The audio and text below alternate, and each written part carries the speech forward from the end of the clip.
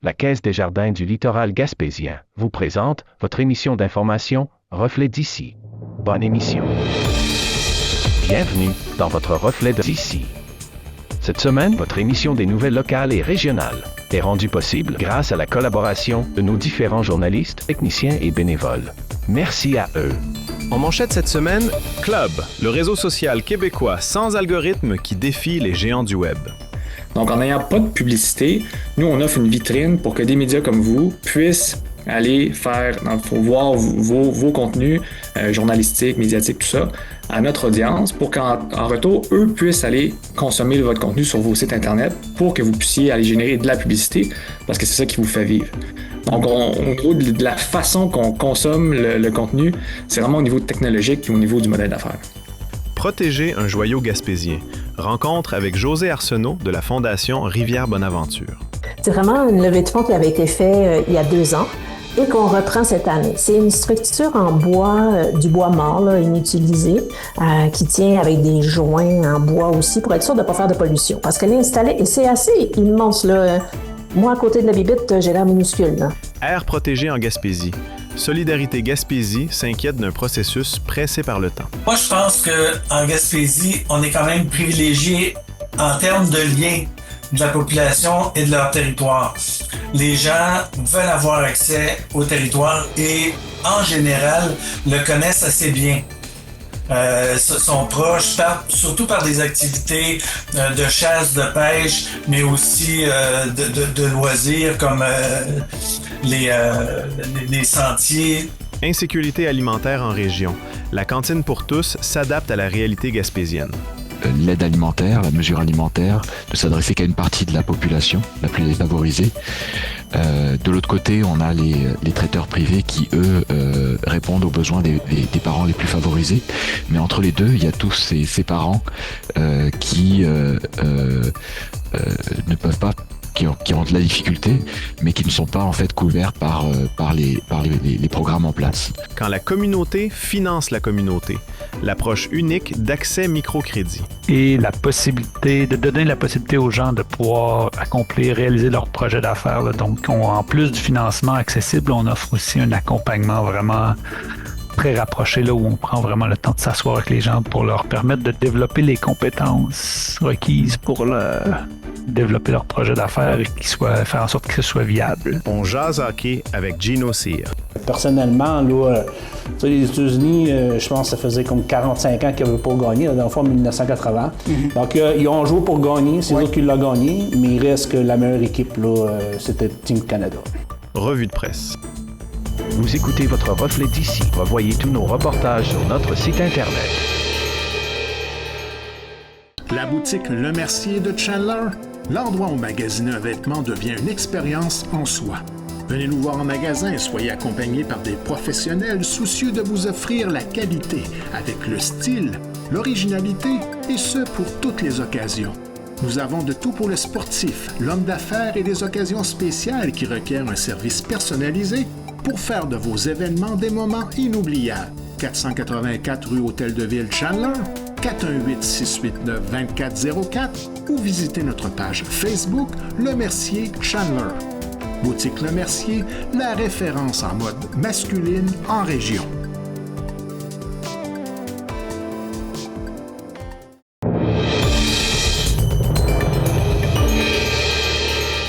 Nous recevons aujourd'hui Philippe Larose-Cadieux, PDG et cofondateur de Club, un réseau social entièrement hébergé et conçu au Québec.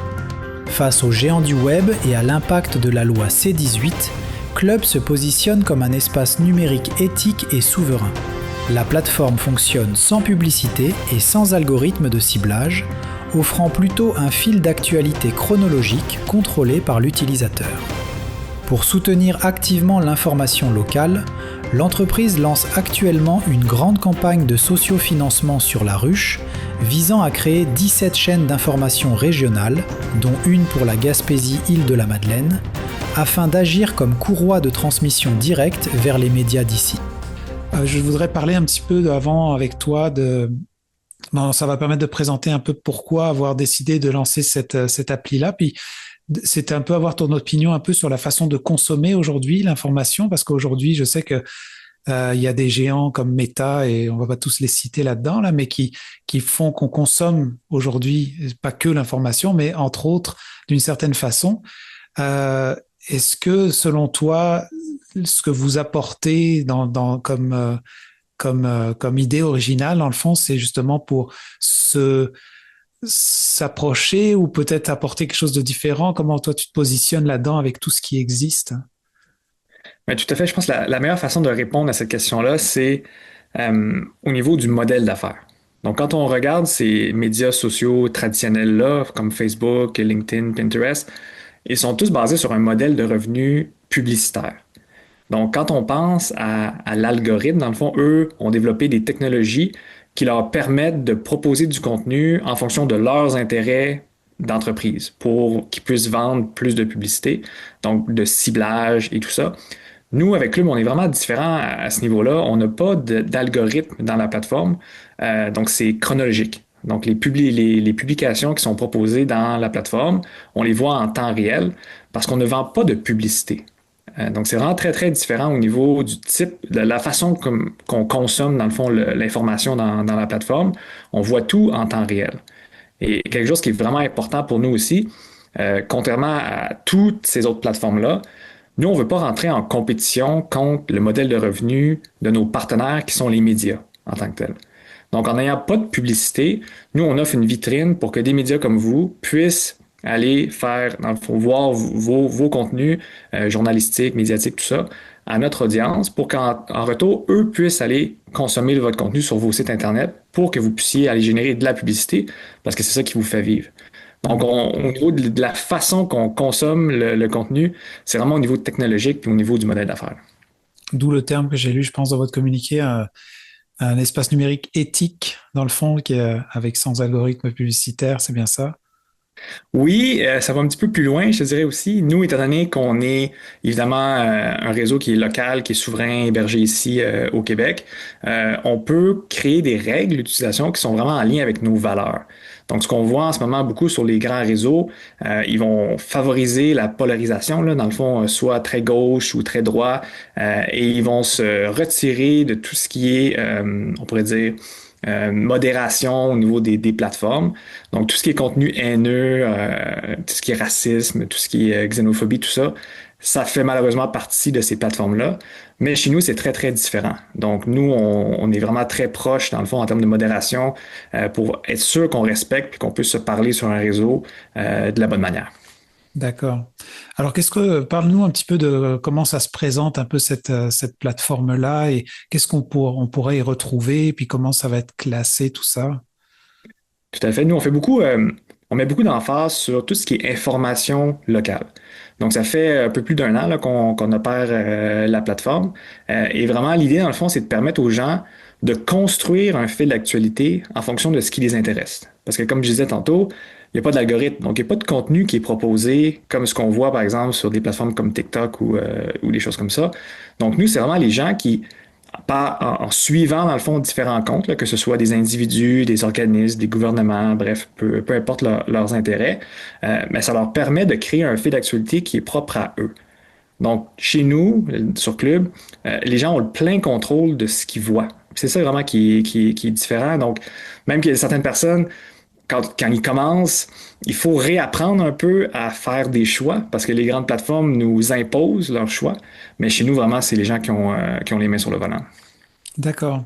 Alors, comme tu disais tantôt, si c'est pas la publicité qui vous fait vivre, alors qu'est-ce qui pourrait supporter Club? Une bonne question. C'est une question qui revient assez souvent, mais c'est important de le mentionner. Nous, dans le fond, le réseau social est gratuit pour tout le monde, que ce soit un citoyen, une entreprise, une organisation, tout le monde peut y accéder. Il n'y a pas de différence entre un compte, on pourrait dire, d'une entreprise ou une organisation versus un compte personnel. Nous, dans le fond, ce qu'on offre, on offre des outils aux organisations et aux entreprises pour qu'ils puissent faciliter leur travail au niveau des communications. Donc, nous, dans le fond, on utilise le privé, entre guillemets, pour leur vendre des solutions qui viennent financer la gratuité du réseau. D'accord. Puis j'aimerais parler un petit peu avec toi, justement, on a soulevé un petit peu le côté information locale, puis on sait, parce que nous, en tant que télévision communautaire, comment ça se perd beaucoup. On dirait qu'il y a déjà, si on parle de 10, 20, 30 ans en arrière, il y avait une forte présence même des médias, on va dire, plus de masse qui étaient déjà plus au présent au niveau local. Puis là, ça s'efface de plus en plus. Il reste les journaux communautaires, les radios et les télés. Puis que tout ce monde-là a assez de mal à survivre déjà avec le temps. On sent qu'il n'y a pas forcément un support de la part des ministères. C'est ça, un support. Alors comment cette information locale, j'imagine que cette idée-là, c'est de ramener un peu tout le monde sur une plateforme pour pouvoir consommer la nouvelle, comme tu peux choisir un peu ta région ou ton secteur, ou comment ça se passerait? Oui, nous, dans le fond, contrairement aux plateformes de Meta, donc Facebook, Instagram, tout ça, à cause de la loi C-18 là, qui a imposé aux géants du numérique de pouvoir de payer des redevances pour l'utilisation des médias. Facebook gentiment dit si c'est comme ça, moi j'enlève toutes les nouvelles de mes plateformes. Donc ça a laissé un petit peu les médias, et je suis sûr que vous le vivez au quotidien, là, dans une situation où c'était très difficile d'aller rejoindre les gens parce que la majorité des Canadiens vont chercher leur information sur les réseaux sociaux. Donc nous, vraiment, l'idée de travailler conjointement avec les médias, c'est vraiment faire un partenariat où les médias viennent fournir l'information au réseau pour que les utilisateurs puissent avoir accès à cette information-là, pour qu'en retour, nous, on puisse envoyer du trafic pour que les médias puissent vivre, dans le fond, des publicités, des partenariats qu'ils font avec les différents annonceurs localement. Donc, l'idée vraiment, c'est le meilleur type de partenariat, c'est un partenariat où tout le monde est gagnant à travers ça. Donc, le citoyen, lui, peut avoir accès à l'information locale de ce qui se passe chez lui. Dans les régions un peu plus, dans les grands centres urbains, c'est un petit peu plus facile parce qu'il y a plus de couverture médiatique là, au niveau même des grands médias. Mais pour les régions un peu plus éloignées, c'est un enjeu. Certains appellent même ça certains déserts médiatiques là, où les petits médias ont de la misère, dans le fond, à survivre par rapport à ça. Donc, pour le citoyen dans ces différentes régions-là, a accès à l'information. Nous, dans le fond, ça fournit la plateforme en contenu, puis nous, on fait comme on agit à titre de courroie de transmission, entre guillemets. Et le média, lui, reçoit du trafic, peut montrer ses chiffres à des annonceurs, génère du revenu et on travaille ensemble comme ça. Tu disais que ça fait déjà 1 an que la plateforme roule, c'est bien ça? Oui, on a lancé en février dernier, très, très rapidement, suite aux tarifs douaniers qui ont été annoncés par M. Trump. Donc, nous, on voulait proposer une solution locale, souveraine, principalement aux organismes locaux et aux entreprises, les petites entreprises locales qui revendiquaient l'achat local sur des plateformes étrangères. Pour nous, on avait un malaise à travers ça, on trouvait que ça faisait aucun sens. Donc, on a rapidement lancé le réseau en février et là, on est rendu à un point où on peut vraiment commercialiser la plateforme pour le Québec au complet. D'accord, intéressant. Et après 1 an comme ça de fonctionnement, qu'est-ce que tu ferais comme constat? Le constat, c'est le besoin est là. Donc ça, la première chose qu'on a validée, dans le fond, le besoin est là.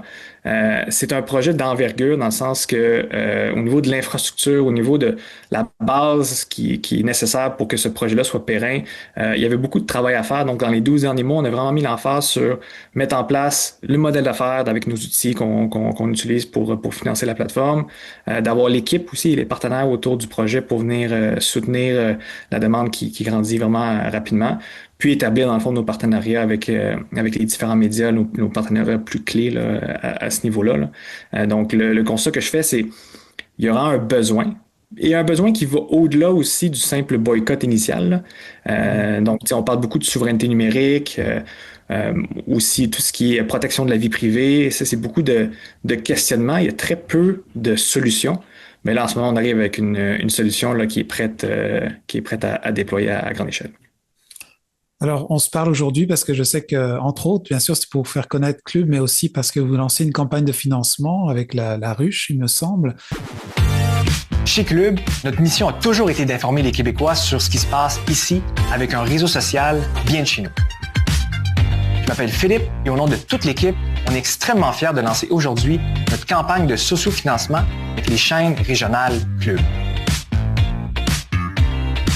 Une chaîne régionale, c'est ton fil d'actualité dédié à ta région. Tu peux y découvrir des événements, des projets, des initiatives et tout est accessible gratuitement directement à partir des applications Club.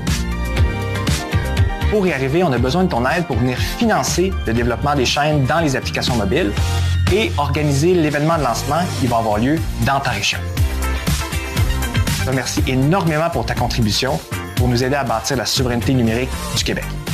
Alors, je sais que ça s'étale jusqu'au 25 avril. Alors, parle-nous un petit peu de cette campagne et puis à quoi servirait concrètement l'argent ramassé. Tout à fait. Dans le fond, toujours dans l'optique là, d'aller favoriser l'information locale, dans nos applications mobiles, on va lancer une nouvelle fonctionnalité là, qui va être disponible dans les 2 prochains mois, qui va s'appeler les chaînes d'information régionales.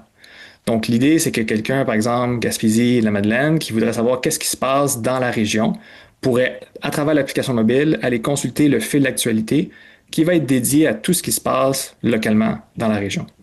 Donc, l'idée, c'est de permettre aux médias accrédités de pouvoir publier l'information dans la chaîne pour informer les citoyens et de permettre aux entreprises qui supportent Club à travers un abonnement pro de pouvoir communiquer, dans le fond, des annonces dans la chaîne pour que, par exemple, les PME locales, les municipalités puissent plus véhiculer l'information dans leur réseau.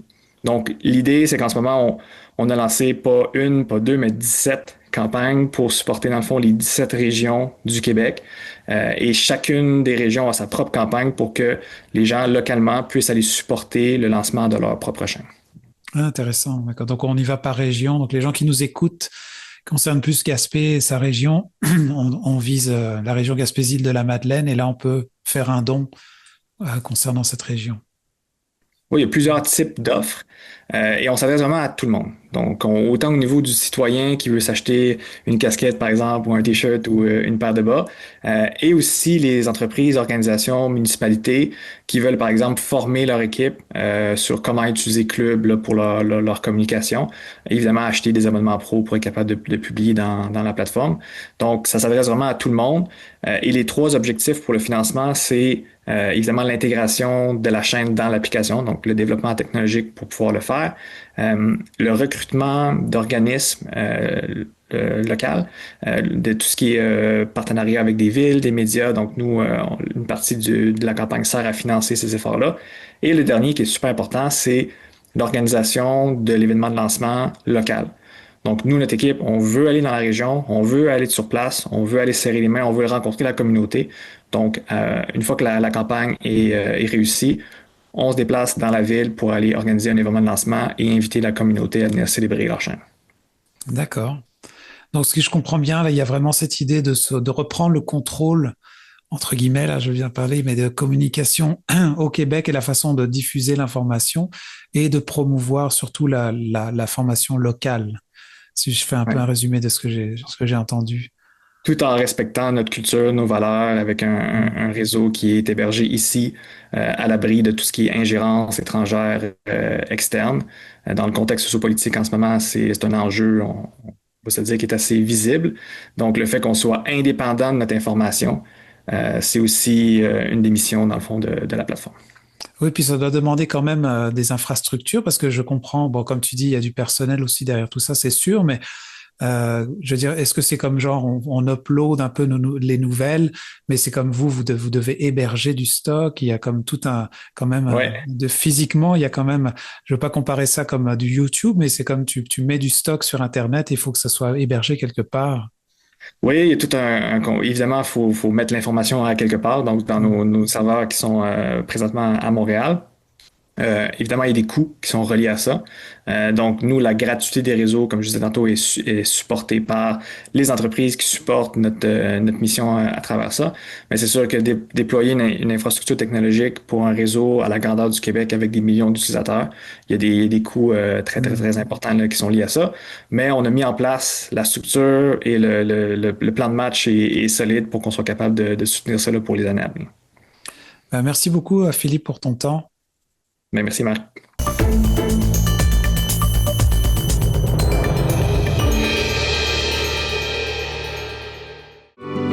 Vous recherchez une expérience d'hébergement en Gaspésie alliant un site exceptionnel avec la découverte d'un menu culinaire du terroir gaspésien? C'est ce que vous offre le motel Fraiseur de Chandler et le restaurant Le Sieur de Pabeau. Utilisez notre borne automatisée lors de votre séjour, réservez une table, découvrez notre menu ou commandez votre repas directement sur notre site Web. Pour un séjour inoubliable, le motel Fraser, un incontournable en Gaspésie.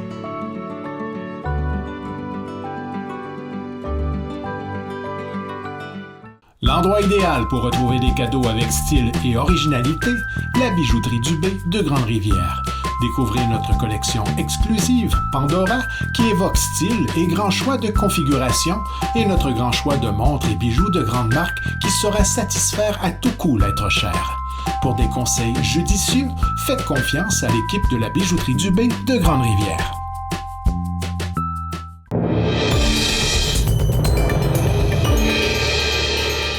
Nous recevons aujourd'hui Josée Arsenault, la nouvelle directrice générale de la Fondation Rivière Bonaventure, en poste depuis novembre 2025.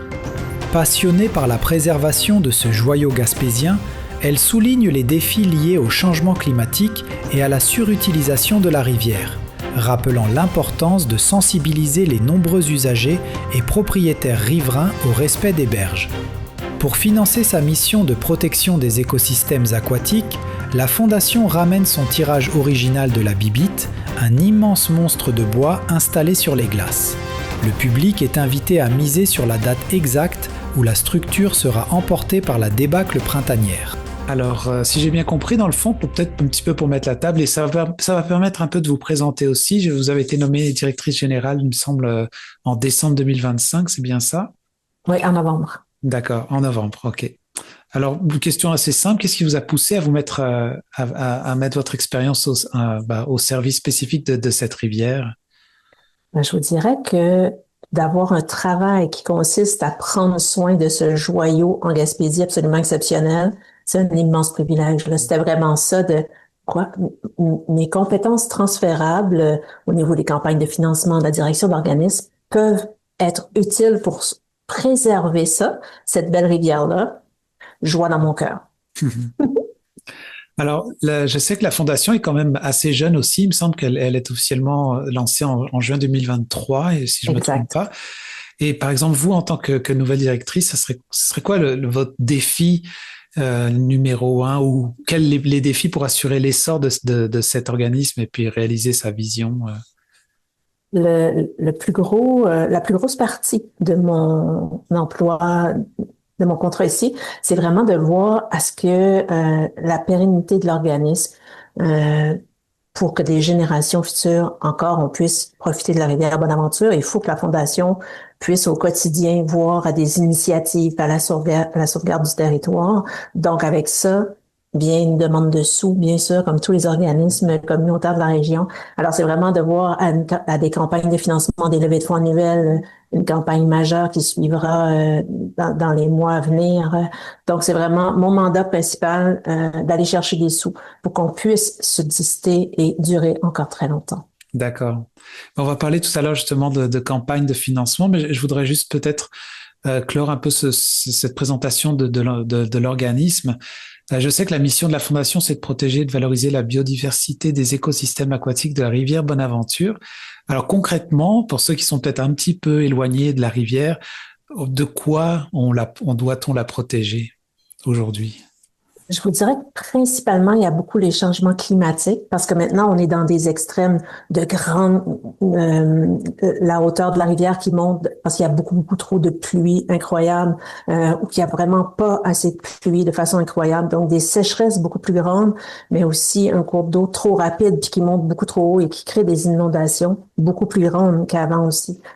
Faut savoir, pour ceux qui la connaissent moins, que la rivière Bonaventure a vraiment beaucoup d'utilisateurs, que ce soit au niveau de la pêche pour le saumon, que ce soit au niveau de faire une descente en canot, en kayak, les utilisateurs de toutes sortes qui veulent apprécier, juste regarder, mais qui l'utilisent et qui n'ont pas toujours et sans aucune mauvaise intention, on s'entend, mais qui n'ont pas toujours la bonne façon de faire les choses. Donc, il faut faire de la sensibilisation, de la conscientisation pour que les gens sachent que faut marcher dans les petites trails qui sont balisés, qui sont déjà là, pas détruire toutes les petites pousses qu'il y a autour. Faut faire attention pour pas que polluer la rivière, nos vidanges, les restants, peu importe, tout ce qui peut effleurer notre esprit, mais que dans une journée de pur bonheur sur la rivière, parfois, on oublie les petites consignes. Alors ça fait vraiment partie de ce qu'on veut faire aussi, de aussi sensibiliser les plus jeunes pour que eux, ça fasse partie de leur vie quand ils seront plus grands, quand ils auront des enfants et tout ça. Donc, c'est vraiment de voir comment on peut la préserver, autant son territoire que les espèces qui l'occupent, puis léguer aux générations futures une rivière en santé. C'est vraiment ça l'important. D'accord. Donc, et juste pour appuyer, si je peux me permettre, excuse-moi, on a fait l'année dernière, et c'est un projet sur 3 ans qui s'appelle le projet Restauration des rives. Donc, on est allé chercher des collaborateurs comme le Conseil de l'eau Gaspésie-Sud, qui, eux, ont les spécialistes et les techniques. Et donc, on voit avec tout le long de la rivière Bonaventure, les bandes riveraines, elles sont comment? Est-ce qu'elles sont en santé? Est-ce qu'on peut leur donner un petit coup de pouce pour être sûr de les préserver plus longtemps, pour pas qu'elles se détériorent, pas qu'elles s'effritent pour plein de raisons? Donc, on essaie de faire le tour de ça, de voir avec les propriétaires riverains, avez-vous besoin d'un petit coup de main, de voir comment on peut faire, parce que on peut pas non plus vous imposer des choses pas le fun, c'est votre terrain, vous êtes chez vous, mais comment on peut faire pour que ce terrain-là, vous puissiez le laisser aller à vos générations futures, à vos enfants, à vos petits-enfants, puis que ça continue d'être parfait pour la rivière. Fait que c'est un projet sur 3 ans, il y a déjà une année de passé, donc c'est en collaborant avec des projets comme ça, en allant chercher des sous, des subventions, des programmes, qu'on va réussir à faire des choses ensemble avec tout le monde qui utilise la rivière pour mieux la préserver. Oui, hein, ce que j'ai compris un peu en faisant un peu des recherches, c'est que c'est un cas assez particulier où vous devez quand même, en bon français, dealer avec beaucoup de propriétaires, je pense, qui sont tout le long de la rivière, en plus des utilisateurs qui sont dans la rivière. Donc c'est comme une cohabitation des fois, on peut être dans un parc, il y a pas de gestion aussi complexe, mais comment ça se passe cette gestion-là? De façon générale, je vous dirais que ça se passe bien quand même. Là. C'est pas, il n'y a pas de grande chicane. En tout cas, depuis mon arrivée, j'ai rien eu. Mais même avant, ça se passe bien. Tout le monde a à cœur cette rivière-là et tout le monde comprend l'importance qu'elle a dans la région puis combien c'est important de la sauvegarder. C'est juste que parfois, comme je disais tout à l'heure, dans une journée de grand bonheur, on oublie certains petits détails.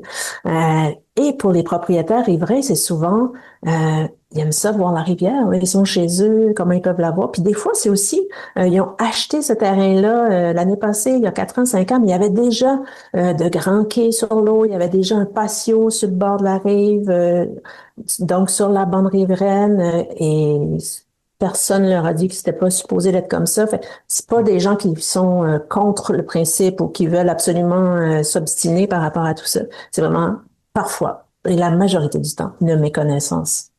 Oui, parce que ça, c'est plus pour mon information personnelle. Quand on est propriétaire, ou on n'est pas propriétaire jusque dans l'eau, en fait, ce que je comprends, c'est qu'il y a une certaine zone qui appartient, dans le fond, d'ailleurs, à qui, en fait? Une bande riveraine qu'on doit respecter pour la préservation de cette rivière-là. Et c'est souvent à partir des hautes eaux, donc c'est où la rivière monte le plus haut. On doit préserver une bande de terrain importante. D'accord. Alors, une des raisons aussi pourquoi on se parle aujourd'hui, c'est pour parler un peu de la bibite. Et je sais que ça fait partie de vos campagnes de dons, parce que j'ai vu passer ça justement sur les réseaux sociaux. Parlez-nous de la bibite. Pour ceux qui sont moins familiers ou qui ne l'ont pas vu l'année passée, qu'est-ce que c'est? Et puis pourquoi l'impliquer comme ça dans cette campagne de financement? C'est vraiment une levée de fonds qui avait été faite il y a 2 ans. Et qu'on reprend cette année. C'est une structure en bois, du bois mort, là, inutilisé, qui tient avec des joints en bois aussi pour être sûr de ne pas faire de pollution. Parce qu'elle est installée, et c'est assez immense, là. Moi, à côté de la bibite, j'ai l'air minuscule, là, quand je suis debout. Donc, c'est une structure assez immense qui, quand ça va être la débâcle, donc quand les glaces vont partir de sur la rivière, parce qu'elle est à la hauteur au pont du Rapide Plat sur la rivière. Donc, quand les glaces vont fondre et ça va être la débâcle, la bibite va partir et quand elle va avoir passé sous le pont, elle est officiellement partie. Donc, la loterie, c'est une loterie moitié-moitié. Plus les gens embarquent et misent, plus il y a de sous qui vont la moitié à eux, à une personne qui aura gagné, et l'autre moitié à nous. Et il faut vraiment miser. On a jusqu'au 16 mars pour miser sur quelle date on croit que les glaces vont partir et que la bébite sera emportée. Et après ça, on fait le tirage début mai pour voir qui aura gagné. Et cette année, on ajoute un billet de participation. Donc, la personne aura un autre prix. Et là, tous les billets de tout le monde qui auront participé auront droit au tirage du prix de participation. Donc, la bébite, c'est vraiment une idée que je trouve absolument géniale, là. Moi, j'avoue que je ne l'avais pas vue avant, j'étais à l'extérieur. Donc, cette idée-là est absolument charmante et faite de façon à ce qu'il ne reste aucune pollution pour la rivière. C'est vraiment une attraction. Si vous passez là sur le pont, il faut la voir. Vraiment, elle est facilement visible, mais il faut s'arrêter pour la voir. Ça vaut le détour.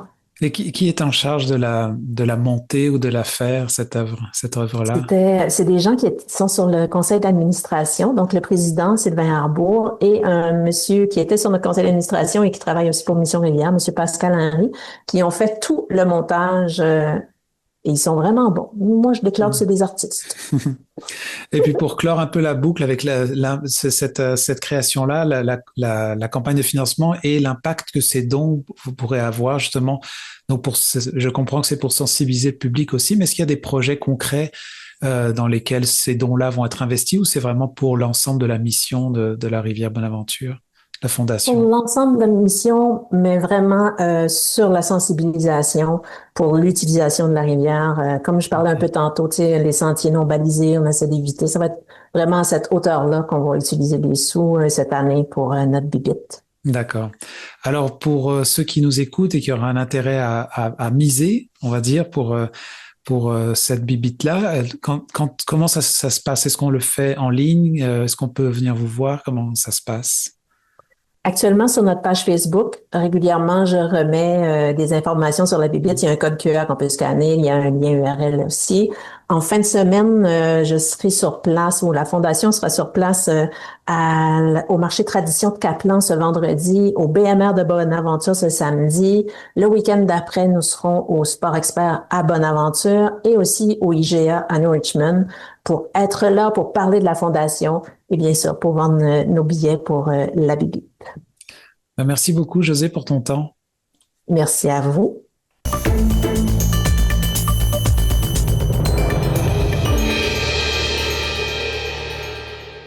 Marché Richelieu de Cap-d'Espoir, l'endroit où faire son épicerie, devient un plaisir à découvrir et à partager. Venez déguster nos produits du terroir gaspésien et nos spécialités cuisinées ici même, la cuisine de notre chef Nicolas. Que ce soit pour le prêt-à-manger ou un dessert fait maison, pour des produits frais, de la bonne bière gaspésienne ou simplement pour le plein d'essence, rendez-vous au marché Nicolas de Cap-d'Espoir. Venez visiter la boutique Ariane Turbide et découvrez un univers de cadeaux à offrir à l'être cher. Notre grande gamme de choix de bijoux pour elle et lui vous permettra à coup sûr de personnaliser chacun de vos cadeaux. Bijoux en or, en argent, montres et accessoires de toutes sortes et des cadeaux pour les jeunes et moins jeunes. Venez découvrir nos exclusivités en boutique. L'équipe de la boutique Ariane Turbide se fera un grand plaisir de vous servir et vous conseiller judicieusement.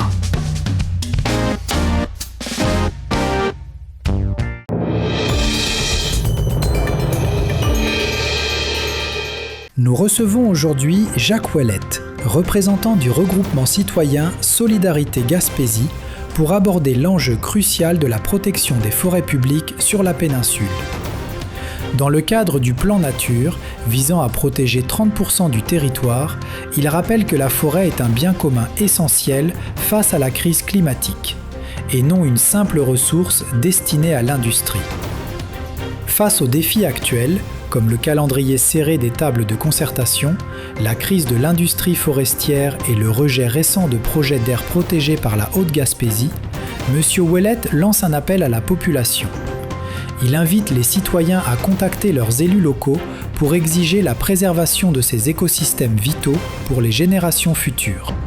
je pourrais commencer simplement par un peu cette image qu'on a de la forêt. J'avais un angle que je voulais prendre que je souhaitais mettre en lumière un peu le contraste entre les décisions politiques et qui se prennent, j'ai l'impression, je vais le mettre entre guillemets en vase clos, et le désir des citoyens de s'approprier la forêt publique.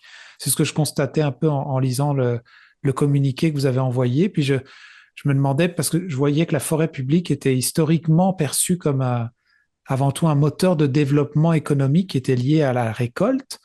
Puis j'aimerais avoir un peu ton avis en tant que avec Solidarité Gaspésie, pardon. Quand on parle de la protéger, il y a l'industrie qui dit ben on va perdre de l'argent, c'est l'économie, tout ça. C'est quoi votre regard là-dessus?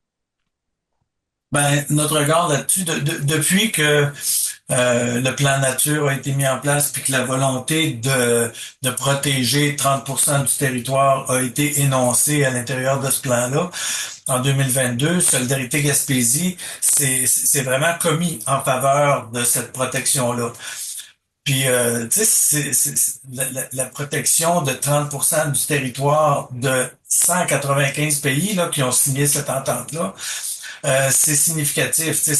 On parle pas ici de caprice d'écolo ou tu sais, la biodiversité planétaire et québécoise aussi, puis gaspésienne a besoin de la protection de certaines de ces caractéristiques naturelles, des espèces menacées, des espèces phares, des espèces parapluies.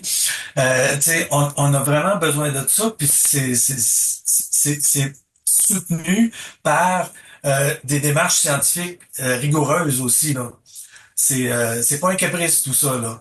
Puis par rapport à la forêt, ben historiquement, l'industrie forestière a toujours considéré que le bois qui pousse sur les forêts, c'est presque une propriété privée, là. Ça l'est presque devenu d'ailleurs avec le projet de loi 97 qui a reçu quand même beaucoup de critiques, puis que finalement il a pas été accepté.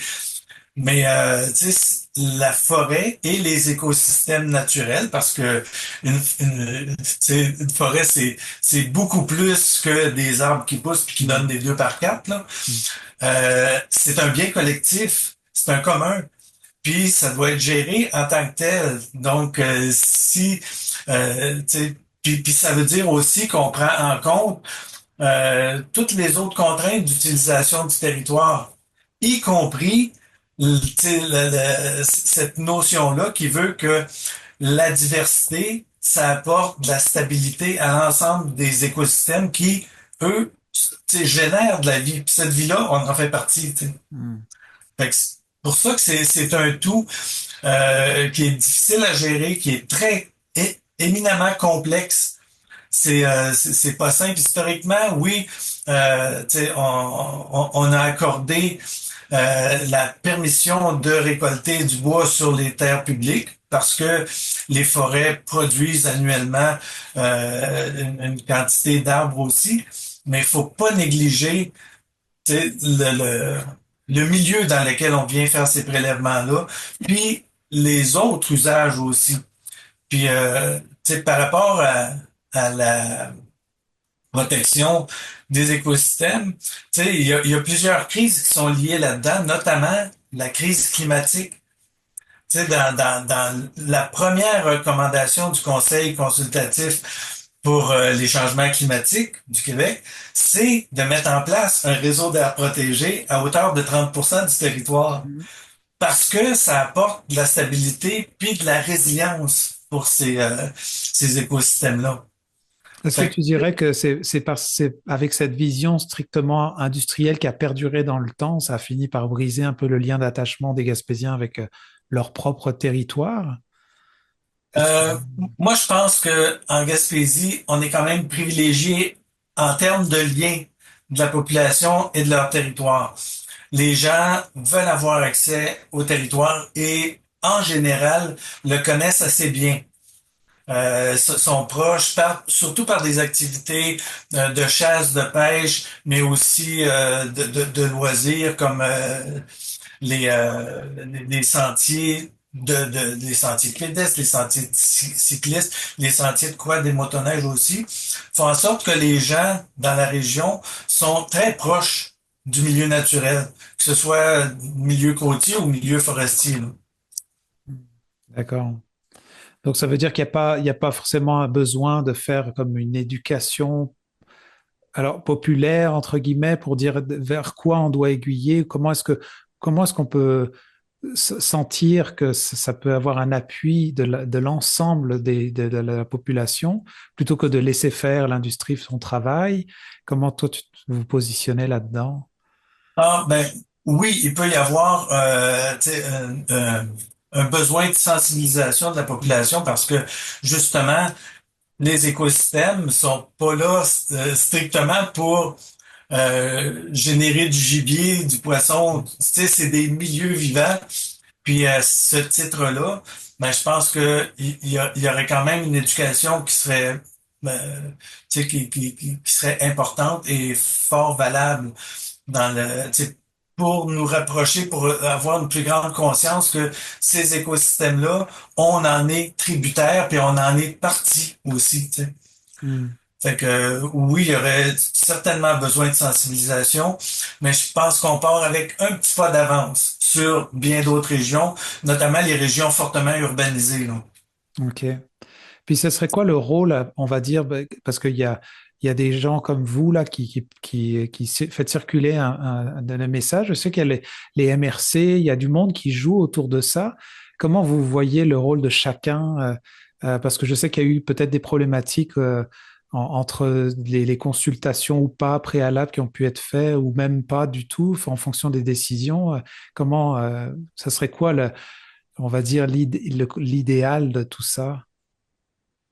L'idéal de tout ça, c'est que l'ensemble des parties prenantes des discussions aux tables de concertation, que ce soit local ou régional, c'est tous d'avoir conscience de l'importance de la démarche d'établir un réseau de protection.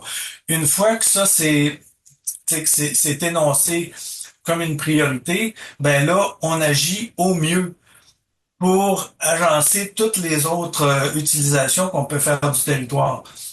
Puis on a même, tu sais, présentement, dans les types d'aires protégées qui sont proposés, ben il y a des nouvelles, des nouveaux types de protection. Je pense particulièrement aux aires protégées d'utilisation durable, qu'on appelle communément les APUD, qui permettent, oui, de la sauvegarde d'écosystèmes sur une base vraiment naturelle et d'évolution naturelle, mais aussi la possibilité d'y appliquer des aménagements, des traitements, des activités qui seraient de type exemplaire. Comment l'humain peut intervenir dans certains écosystèmes, mais en portant une attention à la diversité qu'il y a là, à toutes les fonctions écosystémiques. Donc, il y a la possibilité de commencer à, on peut dire expérimenter parce que c'est pas des gestes qui sont nécessairement usuels présentement, mais à voir comment on peut intervenir en milieu naturel puis d'une façon constructive, d'une façon régénérative, comme on pourrait dire, tu sais. Oui, hein. Parce que je voyais qu'il y avait aussi les conseils régionaux de l'environnement, là, les CRE qui ont le mandat, il me semble, d'animer les tables de concertation sur ce sujet. Est-ce que c'est un processus qui est suffisant pour que, on parlait tout à l'heure de sensibiliser ou d'atteindre la véritable voix citoyenne? Ouais. C'est un processus dans lequel on croit profondément. C'est cependant, tu sais, on a des contraintes de temps. Les tables de concertation locales et régionales là, qui forment un tout, tu sais, vont durer environ une année, un tout petit peu plus. Ce temps-là, pour mettre en place ou recommander la mise en place d'un réseau, je sais pas présentement ce que ça va donner au final, là, mais en novembre 2026, la CRE, la CRE, c'est-à-dire de la Gaspésie, va déposer des recommandations sur les propositions qui ont été faites par les citoyens et certains organismes. Ce temps-là est, à mon sens, un peu court parce qu'il y a plein d'autres éléments qui touchent le développement de la Gaspésie qui sont importants. Je pense particulièrement au développement éolien, qui va prendre encore une bonne dizaine d'années à se concrétiser puis à s'organiser sur la péninsule gaspésienne. Son temps est pas le même que celui des tables de concertation pour les aires protégées. Ce qui fait que on travaille avec d'énormes zones d'incertitude. Puis c'est ce qui fait que beaucoup d'intervenants vont dire on mettra pas d'aires protégées à des endroits où on est susceptible de développer d'éventuelles sources de revenus. Puis c'est compréhensible, mais je pense qu'il y a moyen quand même de travailler au mieux dans ces cas-là, dans l'ensemble de ces cas-là. Puis, par rapport plus spécifiquement à l'industrie forestière, l'industrie forestière a des problèmes présentement sur de mise en marché au niveau international, puis avec son principal partenaire, je vais l'appeler comme ça, américain. Les marchés américains présentement sont inondés de leur propre bois, le pin jaune qui a été planté dans il y a quelques décennies et qui maintenant est mûr à la récolte. Puis les Américains veulent utiliser ce bois-là en priorité. C'est leur bois, c'est le bois qui pousse chez eux. Puis ça cause un déséquilibre de ce côté-ci. Puis en plus, il y a les tarifs, là, évidemment. Ce qui fait que il va y avoir de toute façon une réorganisation importante au niveau de l'activité forestière au Québec et j'imagine en Gaspésie aussi. Il faut absolument prendre compte des effets que toute cette réorganisation-là va avoir sur les emplois. Puis ça, on l'a dit depuis le début, s'il y a des mouvements, s'il y a des pertes d'emploi, il faut vraiment se pencher sur des pertes d'emploi, c'est des personnes qui en sont qui en font les frais. Puis ça, c'est du côté de Solidarité Gaspésie, qui est un regroupement citoyen, ces personnes-là ont de l'importance, mais on doit absolument travailler, peu importe le secteur de l'industrie qui peut être touché, mais à des requalifications, puis à redonner à ces personnes-là la capacité de travailler, d'avoir une place aussi dans la société. Ouais, j'ai cette image un peu de l'inertie, parce que on voit qu'il y a toute une histoire, il y a toute la... C'est comme changer ça un peu, comme je veux pas dire du jour au lendemain, mais je comprends cette longueur de temps que vous parlez, que c'est peut-être pas suffisant et qu'il y a quand même tout un processus qui ne date pas que de l'année passée, là, qu'il faut remettre un peu en place et même avec ce que vous nommez les choses qui se passent avec nos voisins du Sud, de revisiter, repenser peut-être la façon de traiter cette ressource-là. Oui, puis tu sais, dans cette réorganisation-là, comme je disais, il y a beaucoup d'incertitudes, mais il y a il y a du potentiel de créer d'autres choses qui peut-être présentement sont pas sur nos cartons encore. Au niveau récréo-touristique, moi je pense que il y a encore des possibilités qui peuvent s'ouvrir dans la région. Il y a certaines MRC même que avant le secteur forestier, le secteur récréo-touristique est prioritaire. Puis juste pour revenir au niveau des incertitudes, présentement, la Haute-Gaspésie a refusé l'ensemble des projets qui lui ont été proposés pour des aires protégées. Sur le fait que le gouvernement avait pas fait son travail dans la protection, justement, d'une espèce menacée qui est le caribou montagnard de la Gaspésie. Puis ça, comme on sait pas encore ce qui va se passer avec la protection de cette espèce-là, ben ça crée encore là des incertitudes. Tu sais. Fait que tu sais, on doit jouer avec toutes ces notions-là. On sait qu'il va se passer quelque chose au niveau du caribou montagnard, mais on sait pas encore quoi, puis dans quelle ampleur, puis ça va ressembler à quoi, comme zonage de territoire, etc. Tu sais. Fait que ça aussi, c'est des incertitudes, tu sais, avec Et lesquelles on doit composer, puis qui sont pas normales dans un processus comme ça. Tu sais.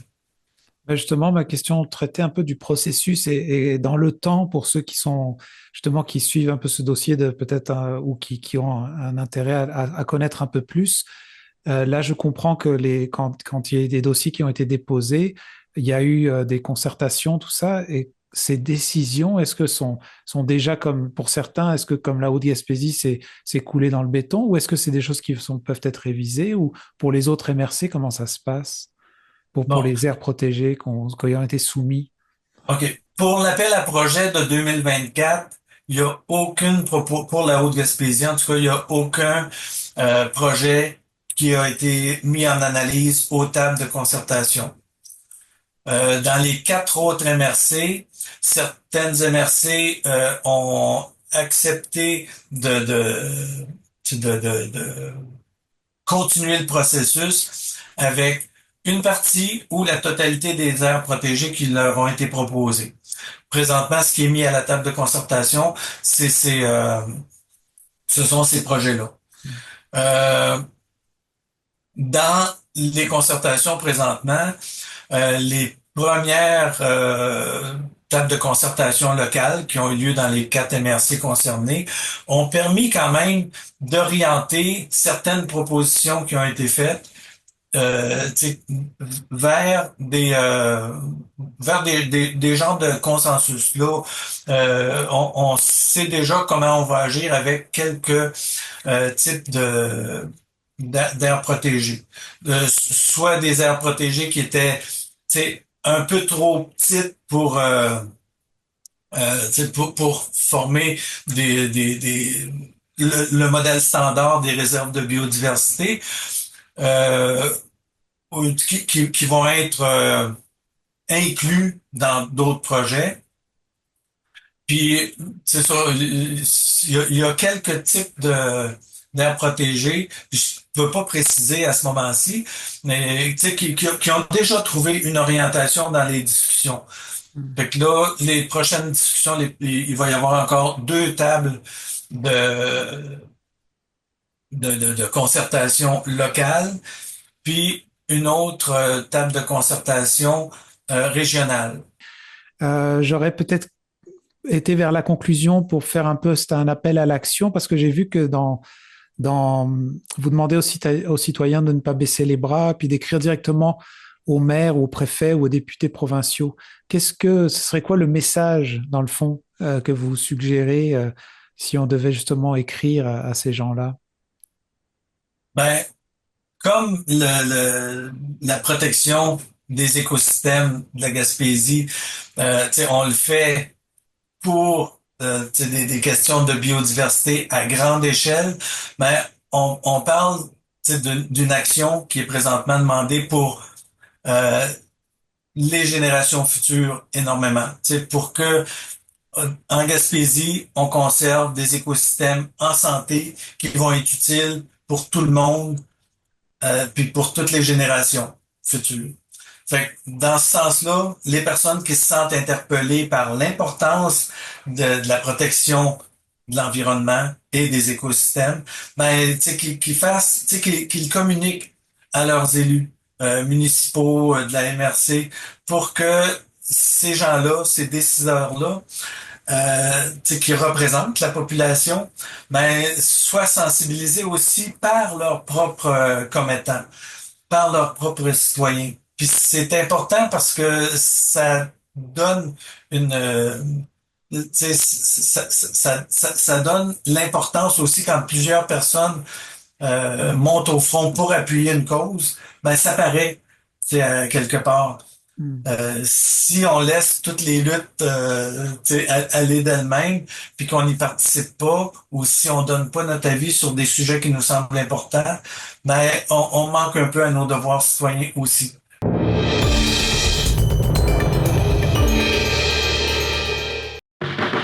La clinique d'optométrie Lémirion est fière de vous présenter cette programmation. Le soin de votre vue passe sous les yeux de la clinique d'optométrie Lémirion. Avec un vaste choix de montures pour le style, le confort, les marques. Clinique d'optométrie Lémirion.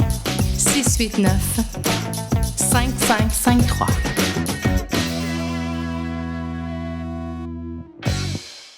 Automobile Mauger Ford de Grande-Rivière, la force d'une équipe. Nous avons à cœur de vous servir avec passion et surtout de satisfaire vos attentes en tout temps. Notre équipe compétente d'expérience ne désire qu'une seule chose, la satisfaction de sa clientèle. Pour l'ensemble de vos besoins pour votre véhicule, pour l'achat d'un véhicule neuf ou d'occasion, venez rencontrer l'équipe Mauger Ford. Notre force, notre équipe, nos employés.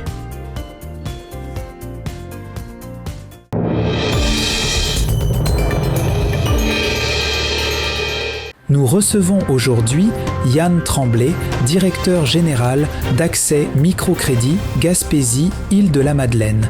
Il vient nous expliquer comment son organisme à but non lucratif se démarque des institutions financières traditionnelles en offrant du financement de proximité aux entrepreneurs souvent exclus du système bancaire classique, que ce soit en raison de leur secteur d'activité ou de leur historique de crédit. Au-delà du prêt, l'organisme se distingue par un accompagnement terrain très personnalisé et une approche humaine où la communauté prête à la communauté, favorisant ainsi l'émergence de nombreux projets locaux, incluant une forte tendance actuelle pour les projets d'affaires à temps partiel. J'avais une question un peu, peut-être ça va permettre d'y répondre aussi, mais c'est en quoi votre approche est fondamentalement différente de celle d'une institution financière traditionnelle? Et qu'est-ce que Accès Microcrédit Gaspésie de la Madeleine? Oui. En fait, Accès Microcrédit Gaspésie de la Madeleine, nous, on est une petite organisation à but non lucratif et indépendante. On est associé à du financement gouvernemental pour notre fonctionnement, mais les fonds qu'on prête au milieu pour le démarrage, la création d'entreprise, l'expansion d'entreprise sont des prêts personnels qui s'effectuent dans le cadre d'un projet d'affaires et qui proviennent de fonds qui sont accumulés dans le milieu par des donateurs du milieu, des prêteurs, donc de là notre nature aussi organisme de charité. On peut recueillir des dons pour les reprêter en fait à des entrepreneurs du milieu qui n'ont pas nécessairement accès aux sources de crédit conventionnelles. Donc ça, c'est une première différence avec les institutions bancaires, si on veut. Nous, le dossier de crédit n'est pas un élément, par exemple, un élément de qualification. Là.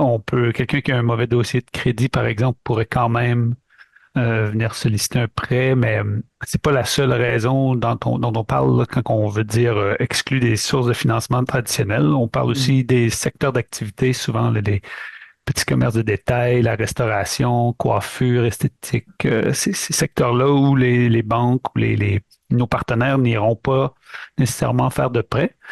Nous, c'est pas des facteurs d'exclusion. On mise vraiment sur l'accessibilité de notre financement et la possibilité de donner la possibilité aux gens de pouvoir réaliser leur projet d'affaires. Là. Donc, en plus du financement accessible, on offre aussi un accompagnement vraiment très rapproché, là, où on prend vraiment le temps de s'asseoir avec les gens pour leur permettre de développer les compétences requises pour développer leur projet d'affaires et faire en sorte que ce soit viable. D'accord. Donc, c'est vraiment comme, je pense que c'est ça que j'avais lu, la communauté qui prête à la communauté. Là, c'est vraiment quelque chose qui se passe vraiment en interne et très, très local. Ouais. Oui, puis personnalisé, vraiment, on va quand même une coche plus loin dans l'accompagnement avec les entrepreneurs qu'on accompagne là, que les partenaires, par exemple, SADC, MRC, qui travaillent avec nous aussi. Et nous, on va vraiment prendre le temps d'aller s'asseoir avec eux, puis peut-être travailler les éléments avec eux. parce que souvent, une partie de notre clientèle est aussi constituée de gens qui ont une bonne idée, mais peuvent parfois être loin en termes de capacité ou de connaissances entrepreneuriales pour mener à bien cette idée-là. Fait que, c'est des trucs qu'on va travailler avec eux. Ouais, intéressant. Ça veut dire que je vois là un peu comme. Est-ce que vous diriez que c'est comme un peu faire du mentorat? Parce que le service d'accompagnement, en plus de prêter de l'argent, c'est un peu comme, c'est ça, faire du mentorat avec quelqu'un? Ben, le mentorat existe en Gaspésie à travers le réseau M, qui, lui, c'est plus des gens d'affaires. Le mentorat, ça va être plus du savoir-être des gens qui ont de l'expérience, qui peut-être as-tu pensé à faire telle chose. Nous, ça va vraiment être dans le concret.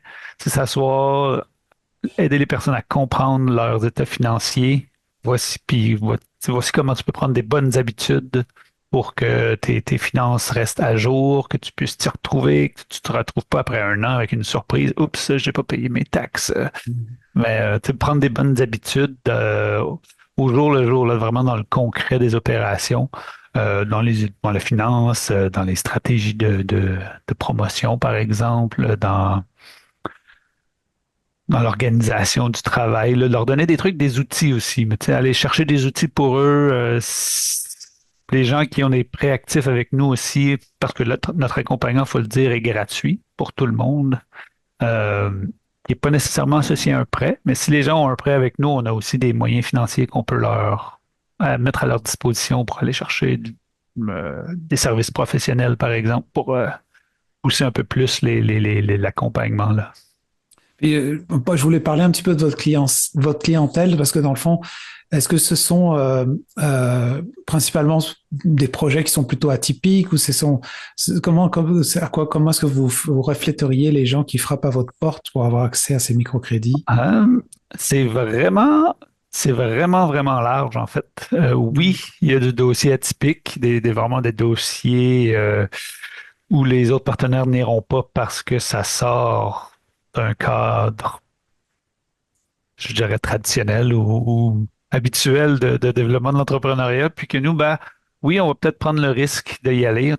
Oui, c'est un secteur d'activité économique, même si c'est méconnu ou peu développé, mais ça en reste un. Puis si le projet est bien appuyé, et que c'est solide et crédible, pourquoi pas? Fait on peut leur donner une chance, mais c'est sûr que les prêts ne sont pas gratuits et donnés comme ça. Là, il y a une analyse de risque qu'on fait de notre part, analyse de crédibilité du projet, des compétences de l'entrepreneur pour s'assurer qu'il y a quand même une certaine sécurité derrière notre prêt.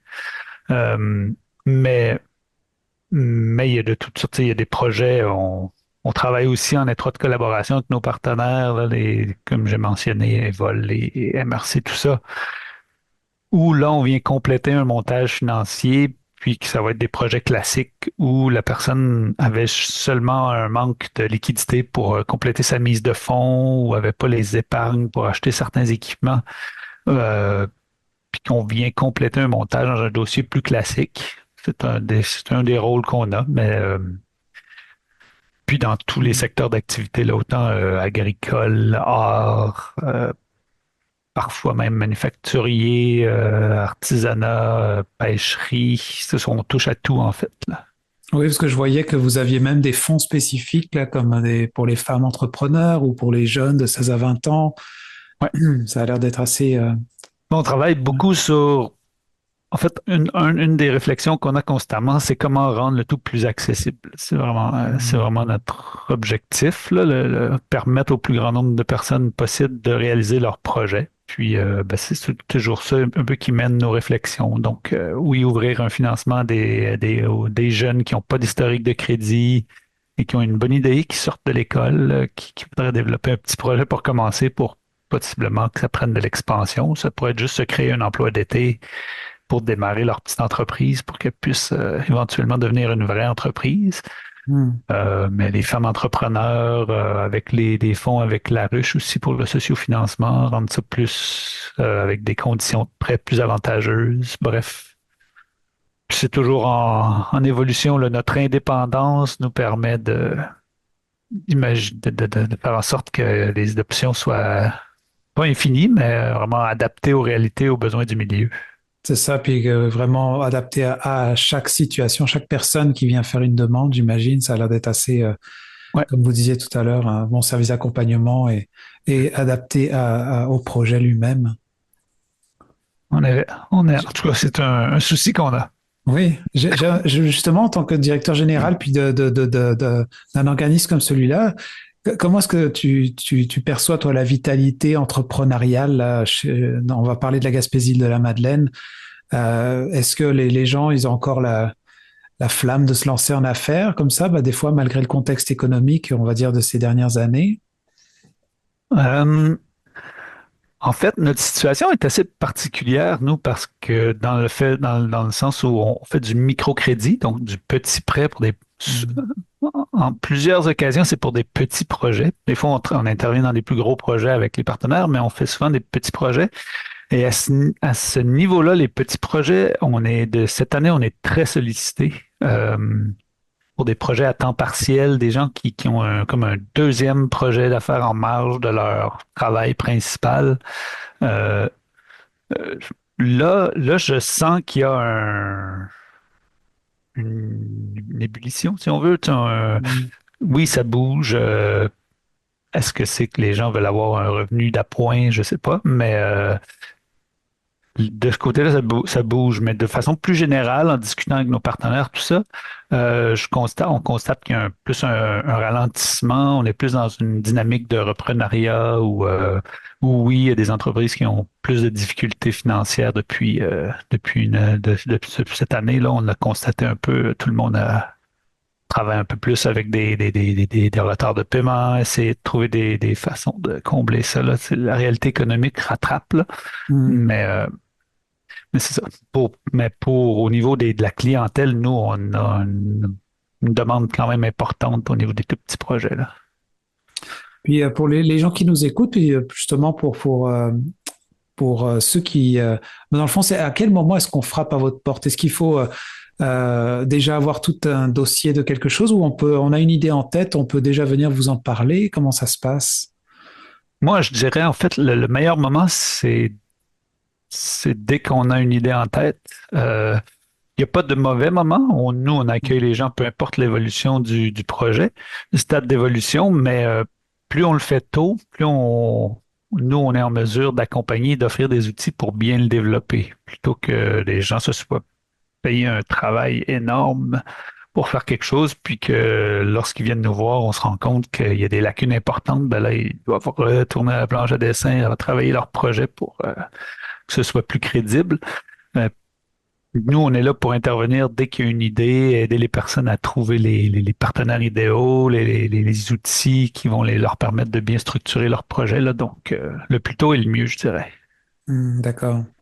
Où je réalisais en lisant votre site sur votre site que une de vos particularités, c'est que l'acceptation, c'est pas vous en interne dans un bureau fermé, ça se passe vraiment dans des comités d'investissement locaux, je crois, non? Oui, ça, c'est l'acheminement finalement, d'une demande de financement. Okay. Là. Après l'accompagnement, après l'analyse, les entrepreneurs doivent présenter leur dossier à un comité d'investissement présent dans leur MRC et présenter leur dossier, leur demande. En fait, se faire un peu challenger là-dessus. Là. Mais c'est quelque chose de très... généralement très convivial où... Ça se transforme plus en séance conseil que questionnement. Là. Quand on est rendu là, d'habitude, c'est que le projet est relativement solide là, et que nous, on le recommande. D'accord. Mais oui, la personne doit les rencontrer en face à face. Autre élément qui est différent avec les partenaires, où c'est généralement l'analyste qui présente un dossier au comité sans la présence de l'entrepreneur. Là. Ça marque un peu toute notre dynamique ancrée dans la communauté. Là. Et on a des activités aussi qui se passent prochainement. On organise souvent des petits ateliers, des conférences. Puis souvent, ce qu'on veut, nous, plutôt que de faire venir des formateurs de Montréal, de grands noms et autres, c'est vraiment d'exploiter les connaissances des entrepreneurs de la région ici, les compétences qu'ils ont acquis, développées, puis de les partager à la communauté ici entrepreneuriale. Comme le 10, c'est que le 11 mars, on a une séance de yoga yoga entrepreneuriat à Gaspé avec la coop Tadasana, qui est un de nos clients, là, mais on peut partager leur cheminement après une séance de yoga gratuite qu'on offre dans le cadre de la journée du crédit communautaire. Ah, intéressant. Et puis, je me demandais, quand on parlait que c'est la communauté qui donne à la communauté, puis on est dans un contexte économique qui est souvent un petit peu plus difficile, vous l'avez dit aussi là il y a quelques minutes, dans le fond, est-ce qu'à un moment donné, dans le fond, il y a plus de gens qui veulent peut-être demander, mais en même temps, c'est la communauté qui demande. Est-ce que toi, tu sens qu'il y a une limite à un moment donné à pouvoir supporter, ou est-ce que je comprends aussi qu'il y avait des services comme La Ruche, tu parlais qu'il y avait des combinaisons où les gens peuvent faire des dons. Enfin, comment toi tu vois la possibilité de tout ça? La recherche de dons et de prêts à notre organisation dans le milieu est toujours quelque chose qu'on essaie de travailler. Honnêtement, je dirais qu'avec la charge d'accompagnement qu'on a eue, c'est quelque chose qu'on a dû délaisser dans les dernières années. Là. On est très sollicité par la clientèle, donc ça nous laisse moins de temps d'aller faire de la sollicitation pour des dons et des prêts, mais c'est pas une mauvaise chose parce que nos activités sont quand même assez solides. Là. On a quand même des donateurs réguliers qui nous soutiennent à chaque année, qui nous permettent d'absorber une partie des pertes qu'on peut subir dans les projets plus à risque. Mais les performances de notre portefeuille de prêts, si on veut, là, est assez forte, est assez positive. Fait l'organisation est quand même en assez bonne santé. Puis pour se générer, avoir une croissance de son fonds de prêts importante, mais on cherche quand même un ancrage plus solide dans le milieu en allant chercher du soutien de la part d'entreprises bien établies, d'entrepreneurs, des fois qui auraient un intérêt pour l'entrepreneuriat, qui voudraient nous soutenir en faisant des dons, des prêts à notre organisation pour que nous, on reprête en fait après à des jeunes entrepreneurs, des plus petits entrepreneurs en démarrage. Là. D'accord. Alors pour terminer, comment la porte, dans le fond, je sais que physiquement on peut peut-être aller vous voir, mais dans le fond, sinon, est-ce qu'il y a un site internet où on peut trouver de l'information ou page Facebook, oui? Oui, c'est sûr que Facebook, Accès Microcrédit, Gaspésie-de-la-Madeleine et la porte d'entrée. Le site internet, c'est amcgim.org. Mm-hmm. Mais sinon, on a des personnes physiquement présentes là, dans la baie, à Gaspé, aux îles, puis on se déplace sinon pour aller à la rencontre des gens un peu partout sur le territoire. Là, on est très mobile. D'accord. En tout cas, merci beaucoup Yann pour ton temps. Et ça fait plaisir.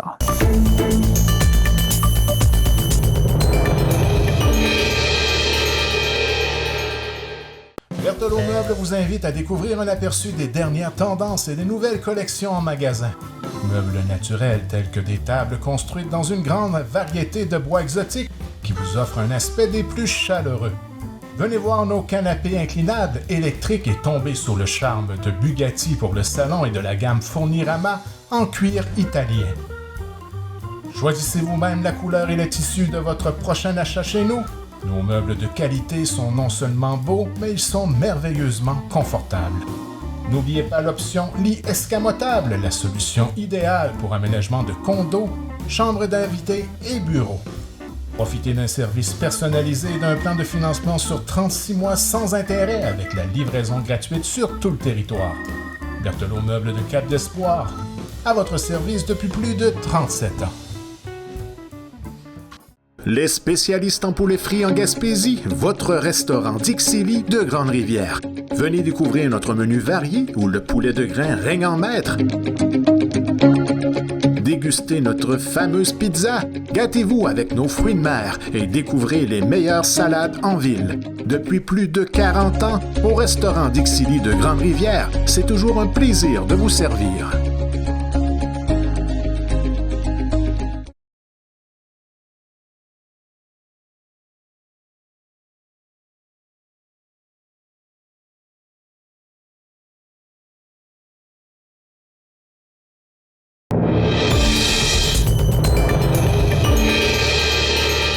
Nous recevons aujourd'hui Benoît Dehaye, responsable du développement à la Cantine pour tous, un organisme d'économie sociale qui célèbre cette année ses 10 ans d'existence. Face à l'inflation qui exacerbe l'insécurité alimentaire au Québec, ce réseau déploie 2 programmes essentiels. La cantine dans les écoles et la cantine à domicile. Benoît nous explique comment leur modèle de tarification sociale participative, permettant aux parents de payer un repas scolaire selon leurs moyens à partir de 1 $, soutient à la fois les familles vulnérables et les organismes communautaires locaux, tout en s'adaptant aux défis logistiques des régions éloignées comme la Gaspésie. Oui, donc la Cantine pour tous, c'est un organisme, un OBNL basé à Montréal qui va fêter ses 10 ans cette année. On est un collectif de près d'une centaine de membres dans 15 régions du Québec et on pilote à l'échelle nationale 2 programmes. Donc un programme, la cantine dans les écoles et un autre programme qui s'appelle la cantine à domicile. D'accord. Alors, avant qu'on aille un peu en détail dans ces 2 programmes-là, je voulais juste un petit peu... Si vous existez, c'est qu'il y a un besoin dans le milieu, dans le fond, mais peut-être, je ne sais pas si tu pouvais nous refléter un petit peu, c'est quoi la situation au niveau de, on va dire, de l'apport alimentaire en général au Québec?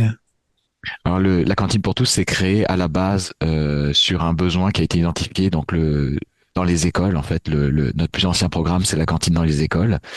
La cantine a été créée en fait par des organismes qui faisaient la mesure alimentaire à Montréal, donc qui venaient en aide aux enfants, en fait, et aux élèves les plus défavorisés.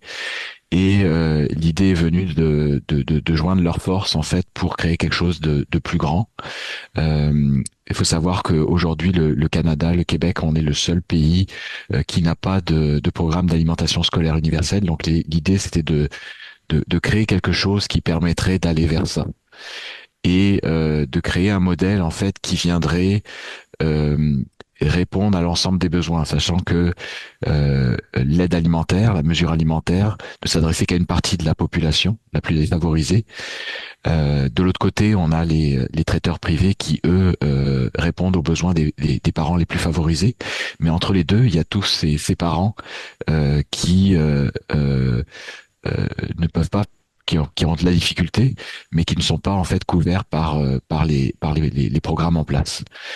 Puis bon, cette situation là, on le sait, là, s'est aggravée là au cours des dernières années avec l'inflation, et donc on voit bien sûr que même les familles de classe moyenne sont de plus en plus touchées et donc face à des situations d'insécurité alimentaire. Donc notre modèle devient de plus en plus pertinent dans ce contexte. D'accord, donc c'est vraiment ce que je comprends, c'est que vous vous situez entre les deux. C'est pas une aide alimentaire d'urgence, mais est-ce que c'est pour ça qu'il y a, ce que j'ai compris un petit peu en faisant des recherches sur votre site, c'est qu'il y a un coût associé à ça, c'est-à-dire que mais un coût qui est assez basique pour pouvoir couvrir vos frais. Comment ça se passe pour ceux autant à l'école que pour les personnes aînées pour avoir accès justement à vos plats? Alors pour les écoles, l'idée c'est vraiment que chaque enfant puisse apprendre le ventre plein. Et donc, ça repose en fait sur un jumelage entre un traiteur local, un traiteur social et une école. Et donc, les parents vont pouvoir commander des repas chauds, sains et accessibles, et ils vont pouvoir payer les repas selon leurs moyens. Donc aujourd'hui, pour un plat qui comprend un plat et un dessert, on affiche un prix suggéré de 6 $, mais le parent va pouvoir choisir le montant qu'il paie à la commande, et ce montant peut être aussi bas que 1 $. Nous, la cantine pour tous, donc on est un modèle en économie sociale, on est subventionné par le ministère de l'Éducation, et ça nous permet en fait de couvrir la différence entre ce que le parent paie et la rétribution qui est fixée pour nos membres, donc les membres traiteurs, de manière que, oui, les enfants mangent, mais aussi les organismes qui préparent les repas bénéficient d'une rétribution fixe et de revenus autonomes, donc qui leur permettent de se renforcer, de continuer la mission qui leur est propre par ailleurs. Donc, c'est des organismes qui ont des missions d'aide alimentaire, d'insertion. C'est des organismes vraiment très, très, très variés qui composent notre réseau. Et donc, ce modèle en économie sociale vient apporter des revenus autonomes qui vient renforcer leur capacité. D'accord. Alors, on va s'en aller tranquillement je sais que vous êtes ici basé à Montréal, mais je sais que c'est un rayonnement partout dans la province. J'avais un peu une question qui concerne un petit peu la sécurité alimentaire, mais je sais qu'elle ne doit pas se vivre, la façon de la gérer est pas forcément la même en ville, peut-être qu'en région. Est-ce que des fois les distances ou les régions plus vastes comme la Gaspésie qui nous concernent, vous avez plus de défis ou comment ça se passe? Comment est-ce que le réseau il réussit à appuyer concrètement les petits organismes comme ça en région? Alors c'est vrai que historiquement on est parti de Montréal, puis on a commencé avec quelques régions. Ça a commencé avec 3 écoles. Aujourd'hui on est dans 179 écoles dans 15 régions, donc incluant la Gaspésie. Au fil des ans, donc au fur et à mesure qu'on s'est étendu dans les régions, avec des réalités très variées, on s'est rendu compte qu'il fallait qu'on adapte notre cadre de référence. Donc le programme est régi par un cadre de référence qui donne les balises.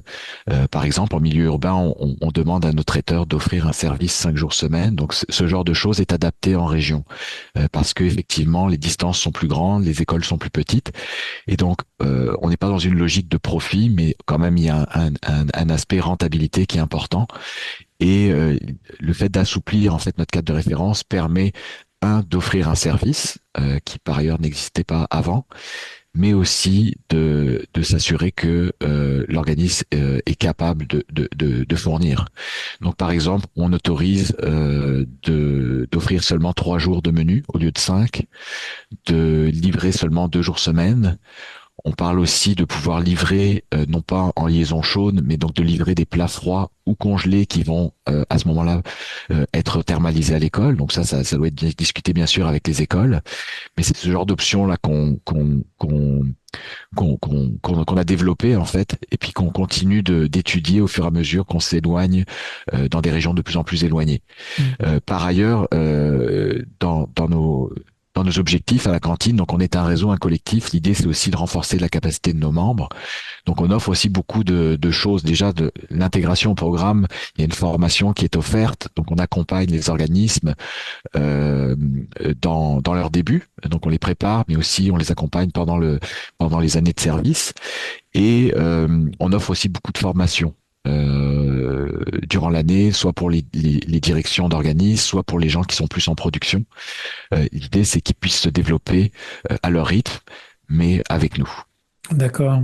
Est-ce que ce que je comprends, c'est que la cantine pour tous est là pour supporter, on va parler comme des traiteurs ou des collaborateurs qui vont cuisiner ou préparer les plats. Est-ce que logistiquement, la cantine pour tous peut avoir accès à des prix intéressants pour commander de la grande quantité, ou c'est chaque traiteur qui va gérer ses apports ou pour faire ses plats à eux?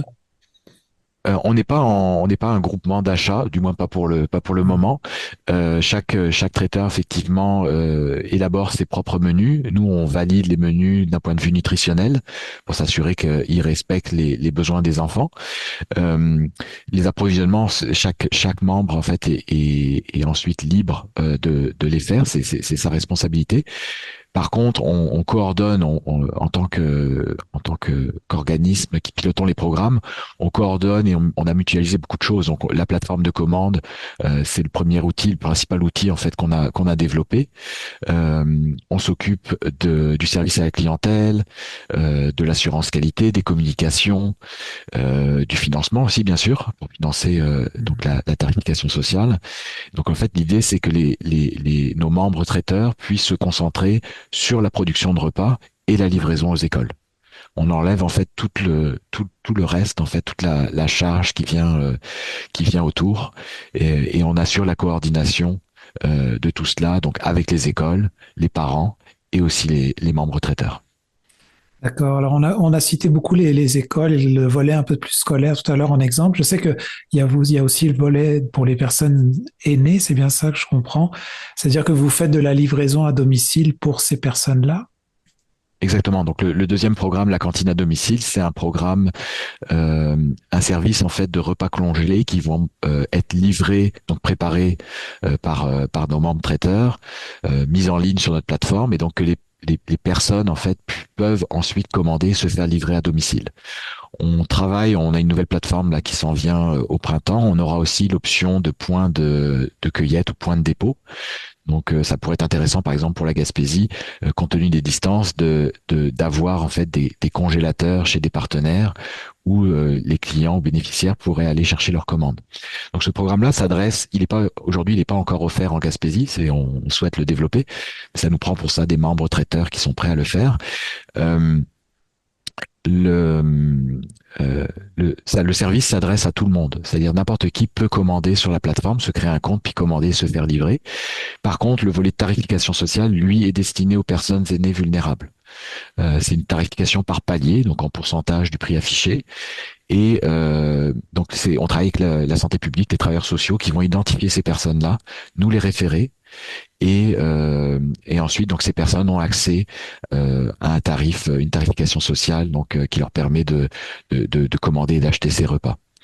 Voilà. D'accord. Alors, si on va faire un petit focus un peu plus fort sur la région, la MRC Rocher-Percé pour lequel je fais cette entrevue, mais je sais que c'est diffusé un peu plus large aussi sur la péninsule gaspésienne. Et on sait qu'on a une population aussi qui est de plus en plus vieillissante, une forte proportion d'emplois saisonniers aussi là. Mais je veux dire, quand c'est à l'année, est-ce que vous, avec le temps, vous remarquez qu'il y a de plus en plus de demandes vis-à-vis, parce que je comprends qu'on parlait de l'inflation, tout ça. J'imagine que ça impacte aussi notre région à certains niveaux, tout ça. Alors nous, à notre niveau, en tant que au niveau du programme, c'est-à-dire que oui, effectivement, on est très sollicité par le milieu scolaire, donc qui recherche des solutions. Donc le modèle la cantine pour tous, la cantine dans les écoles, donc commence à être de plus en plus connu. Donc on frappe à notre porte, et donc nous, à charge à nous de trouver des traiteurs qui vont pouvoir les desservir. La santé publique aussi, nos partenaires en région qui nous aident dans le déploiement, sont aussi très en demande, très en attente en fait par rapport à notre déploiement. Et puis au niveau de nos organismes, donc comme je disais, beaucoup sont déjà en aide alimentaire, donc des organismes communautaires. Il y a des banques alimentaires, donc eux aussi nous remontent l'information du terrain. Puis on le voit aussi dans les médias, la demande croît de façon importante. De nouveaux types de populations demandent de l'aide alimentaire. Donc c'est, comme je disais au début, là notre modèle en fait devient vraiment pertinent. Puis pour les aînés aussi, c'est quelque chose qui c'est plus récent pour nous, le volet aîné, mais c'est quelque chose qui devient de plus en plus flagrant en fait. Donc oui, la demande augmente, et on le voit partout au Québec. Ce que je comprends, c'est qu'il y aurait de la place encore pour développer encore plus, que ce soit rajouter des traiteurs ou des soutiens aux aînés ou dans les écoles dans nos régions. Nous, notre objectif, si je parle des écoles, notre objectif à terme, c'est de pouvoir desservir l'ensemble des écoles primaires du Québec. Nous, on focalise sur les écoles primaires. On se fait demander aussi pour les écoles secondaires, qu'on ne peut pas encore desservir, mais les besoins sont là, partout, à tous les niveaux. Donc oui, il y a de la place, mais c'est sûr qu'on compte sur l'écosystème local pour pouvoir soutenir notre déploiement. En fait, un modèle comme nous en économie sociale, ça permet de créer des emplois, de les maintenir, voire d'assurer une rémunération supérieure aux personnes qui travaillent dans les organismes. Et souvent, en fait, les organismes communautaires comprennent pas forcément la logique d'économie sociale. Ils font du dépannage alimentaire, puis ils se disent, mais pourquoi je ferais plus? Mais en fait, si tu fais plus, tu vas gagner plus, donc tu vas pouvoir embaucher une ressource supplémentaire et donc en faire plus. C'est ça qui est pas compris là, souvent dans des organismes. Créer de l'emploi en région. Ok. Alors justement, s'il y a des gens qui nous écoutent, qui pourraient, je sais pas moi, être concernés par un partenariat ou juste recevoir du soutien, c'est quel chemin qu'on prendrait pour justement avoir justement accès à des plats de la cantine pour tous? Ben, s'il y a je vais partir de la base, donc plutôt les traiteurs. Donc s'il y a des organismes en Gaspésie là qui sont interpellés par cette question-là, qui sont peut-être déjà proches d'écoles, je les inviterai à nous contacter, moi en l'occurrence, pour qu'on puisse en discuter, puis voir un peu, que je puisse leur présenter en fait les étapes, comment ça fonctionne pour eux, pour les parents, pour les écoles, etc. De même que pour le volet domicile, bien entendu. Si c'est au niveau scolaire, les écoles, comme je disais, frappent déjà à notre porte. Donc, je les incite, bien sûr, à continuer à le faire. Pour nous, c'est important de savoir où sont les besoins, les centres de services scolaires également. Les parents aussi peuvent faire la demande auprès de leur direction d'école, de leur conseil d'établissement, pour trouver des solutions et voir donc si la cantine pour tous pourrait être offerte dans leur école. Donc c'est ça, c'est vraiment ça, c'est de pas hésiter en fait à nous contacter pour faire une demande. D'accord. Puis je terminerai un peu plus sur le volet aussi comment est-ce que vous vivez, parce que je comprends qu'il y a un apport, on peut donner ce qu'on peut donner pour pouvoir avoir accès à vos services, tout ça. Mais comment est-ce que la cantine pour tous, elle, j'allais dire vit? Est-ce que vous avez aussi des campagnes de financement? Est-ce que vous vivez avec des subventions? Comment ça fonctionne avec des partenaires? Alors pour le volet école, c'est sûr que notre principal bailleur de fonds c'est le ministère de l'Éducation. Donc, mais on a des fondations qui nous soutiennent. On fait en fait en tout temps, n'importe qui peut donner à la cantine pour tous. Sur notre site, il y a une page spéciale pour ça. Il y a des fois des campagnes qui sont organisées durant l'année. Donc n'importe qui peut nous soutenir.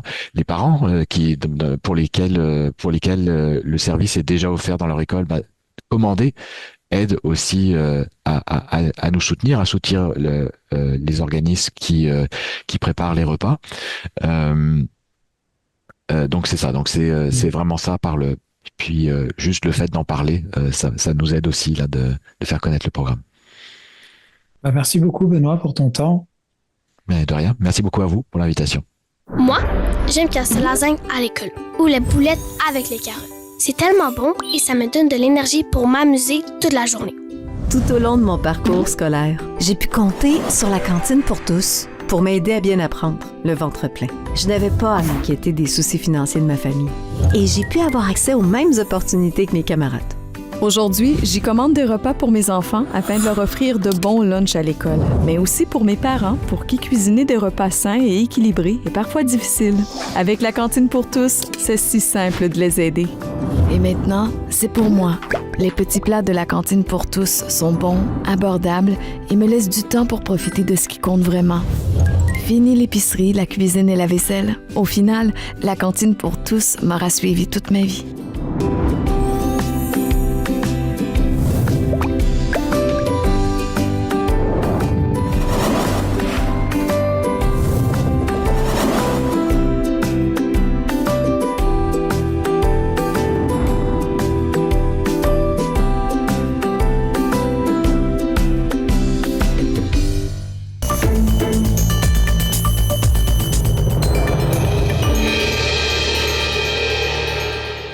Redonnez fière allure à votre voiture avec Jimmy Esthétique Auto Plus. Spécialiste en esthétique automobile complète, nous redonnons vie à votre véhicule à l'intérieur comme à l'extérieur.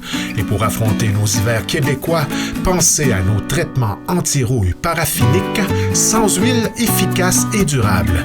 Brillance, protection, tranquillité d'esprit, Jimmy Esthétique Auto Plus, votre auto, notre passion.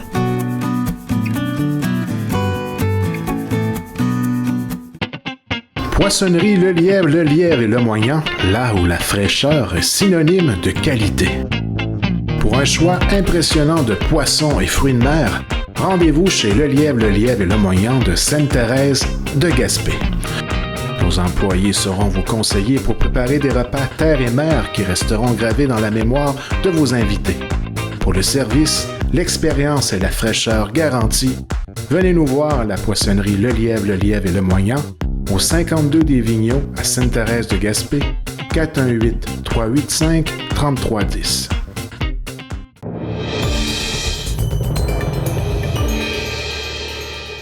Monsieur le maire, bonjour. Salut Thierry. Alors, on a dans notre reportage, notre entrevue mensuelle, on va avoir 4 sujets. Oui. On va parler de hockey, parce qu'on aime parler de hockey. Oui. On va parler de l'administration portuaire, je pense qu'il y a eu une AGA. On va parler aussi de la Fondation Étincelle. Vous êtes le représentant ici dans Rocher-Percé. Il y a des bonnes nouvelles. Puis, je pense qu'il y a du nouveau dans le site web de la Ville de Grande-Rivière. Donc, ce sera nos 4 sujets en peut-être un petit 20 minutes ensemble. Dites-moi, j'aimerais qu'on parle de hockey. La fameuse rencontre Canada-USA aux Jeux olympiques. Moi, j'ai mon avis, mais j'aimerais avoir le vôtre. Ben écoutez, comme je pense, comme la plupart des gens, là, le dimanche matin, là, Les Jeux olympiques, ça débutait tôt, mais je pense que dimanche matin, à 8h05, 8h10, là, c'était la game là, Canada-États-Unis. Je pense que beaucoup de monde l'a écouté, mais honnêtement, là, tout le monde parlait au départ d'une finale entre le Canada et les États-Unis, mais je peux vous dire qu'avec les matchs qui ont été joués autant du Canada que des États-Unis, ça aurait pu être aussi une finale avec deux autres nations, parce que ça s'est joué en prolongation. C'est vrai. Puis des virements de dernière minute. Personnellement, je pense que la meilleure équipe sur papier, c'était Team Canada. Oui, je suis d'accord avec toi. Sur mon point de vue à moi. Oui. Par contre, là, malgré qu'il y avait 4 trios, là, la plupart des joueurs là-dedans, c'est des joueurs qui jouent dans la Ligue nationale. Là. Puis quand on parle de Nick Suzuki, il était peu utilisé, mais il fait partie du premier trio du Canadien de Montréal. Donc, ce qui me concerne, moi, personnellement, je trouve que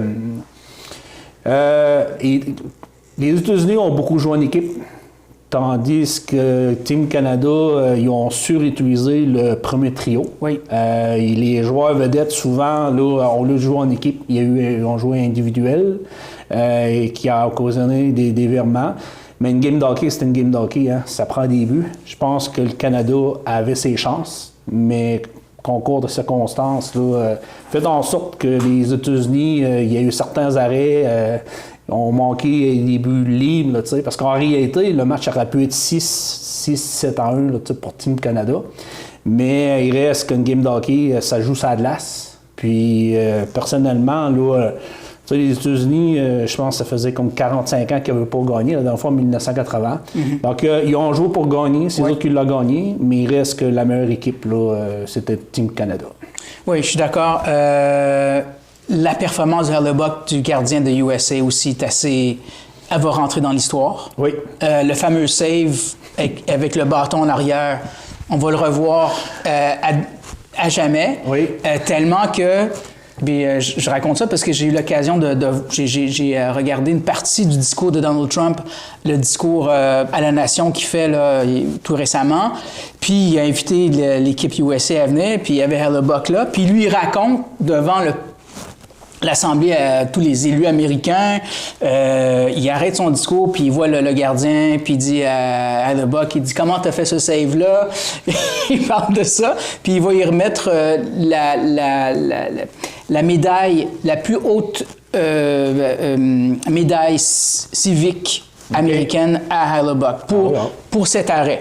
Donc, écoute, ça va marquer l'histoire. Mais au-delà de ça, peut-être qu'on retiendra aussi le filet des heures raté par McKinnon. McKinnon, c'est sûr que je pense qu'il va le revoir. Là. Tu sais, ça, là, sur 100 fois, je pense qu'il l'a eu 99 fois. Là, puis là, il l'a manqué. Le but était vide. Mais écoute, là, moi, dans mon temps à moi, là, quand j'écoutais le hockey, là, j'ai encore la série, là, en tout cas, quand je jouais avec Canada,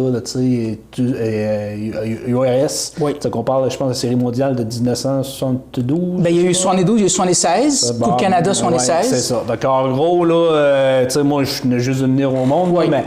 Tu sais, étant donné amateur de hockey, quelqu'un qui a joué au hockey, pis ça, tu sais, quand on jouait ça, tu sais, gardien but très tiac, là, mais écoute, c'était pratiquement la même performance. La même performance.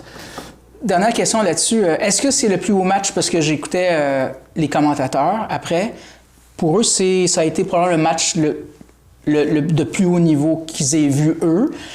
Moi, je suis un peu d'accord avec ça. Est-ce que c'est dur d'être meilleur que ça sur glace? Écoute, moi, personnellement, là, dans les matchs, là, en tout cas, moi, Mario Lemieux, Gretzky, là, je trouvais là, que... Ça aussi, c'est dur à coller. C'était dur à coller avec Marc Messier. C'est vrai. Regarde, écoute, il y avait une belle team. Mais il reste que la question que je me pose, Sidney Crosby dans l'alignement, ça aurait-tu fait de la différence? Oui. Parce que Sidney Crosby, avec son leadership, il aurait bien pu mieux calmer les joueurs. Donc, il veut pas, là, le capitaine, il n'était pas là. Donc, mais je suis sûr, certain que si Sidney Crosby aurait été dans l'alignement, malgré qu'il n'aurait bien pas eu autant de glace, selon moi, quand il a eu l'opportunité du 5 contre 3, Sidney Crosby sur la glace, il aura scoré. Oui. Bon, ben voilà qui dit. On a parlé hockey. Génial. De manière plus sérieuse, il y a eu une AGA, je crois, de l'administration portuaire. Qu'est-ce qu'on doit retenir de cela? Bien, écoutez, nous, au niveau de la ville de Grande-Rivière, c'est parce qu'on avait été contacté par le MPO, étant donné qu'il y avait éventuellement des travaux à faire au port. Puis, l'administration portuaire, là, au niveau de l'office, là, c'était radié. Donc, au niveau des registres d'entreprise du Québec. Donc, à partir de ce moment-là, c'est comme si il n'y avait comme plus d'administration portuaire à Grande-Rivière. Okay, donc, nous, là, moi, en tant que maire, quand j'ai été avisé de la situation, il fallait qu'on ait assuré là, les démarches pour régulariser la situation avant le début de la saison. Donc, je pense que tout le monde a bien collaboré, là, jusqu'à preuve du contraire, mais on a eu, étant donné que c'était radié avec le responsable, là, M. Poirier. Il a été entendu de prendre des démarches là, pour organiser une assemblée générale annuelle. C'est une des raisons pourquoi là, qu'on a convoqué les gens, l'ensemble là, des pêcheurs. On s'attendait peut-être d'avoir plus de pêcheurs, mais malgré les gens qui sont là, on a réussi là, à mettre en place un nouveau conseil d'administration. D'accord. Donc, on va avoir aussi une ressource qui va être en place pour les accompagner. La ville est partenaire là-dedans aussi. On va avoir quelqu'un au niveau de l'administration. Donc, je pense, là, la liste d'épiceries qui nous avait été soumise par le MPO pour régulariser la situation, les choses ont été faites. C'est quoi les défis, là? Là, les défis, c'est sûr, certain qu'il faut, là, avec un nouveau conseil d'administration, donc il faut mettre la liste des administrateurs à jour au registre d'entreprise du Québec. Il y avait des documents qui étaient en retard, là, donc maintenant, ça prend des nouveaux signataires. Donc, le conseil d'administration, là, on a un aide aussi d'un consultant, parce que nous, la Corporation de développement économique, on a un consultant avec qui travaille avec nous, là, qui nous donne un coup de main dans le dossier, là, M. Jérôme-Alexandre Lavoie.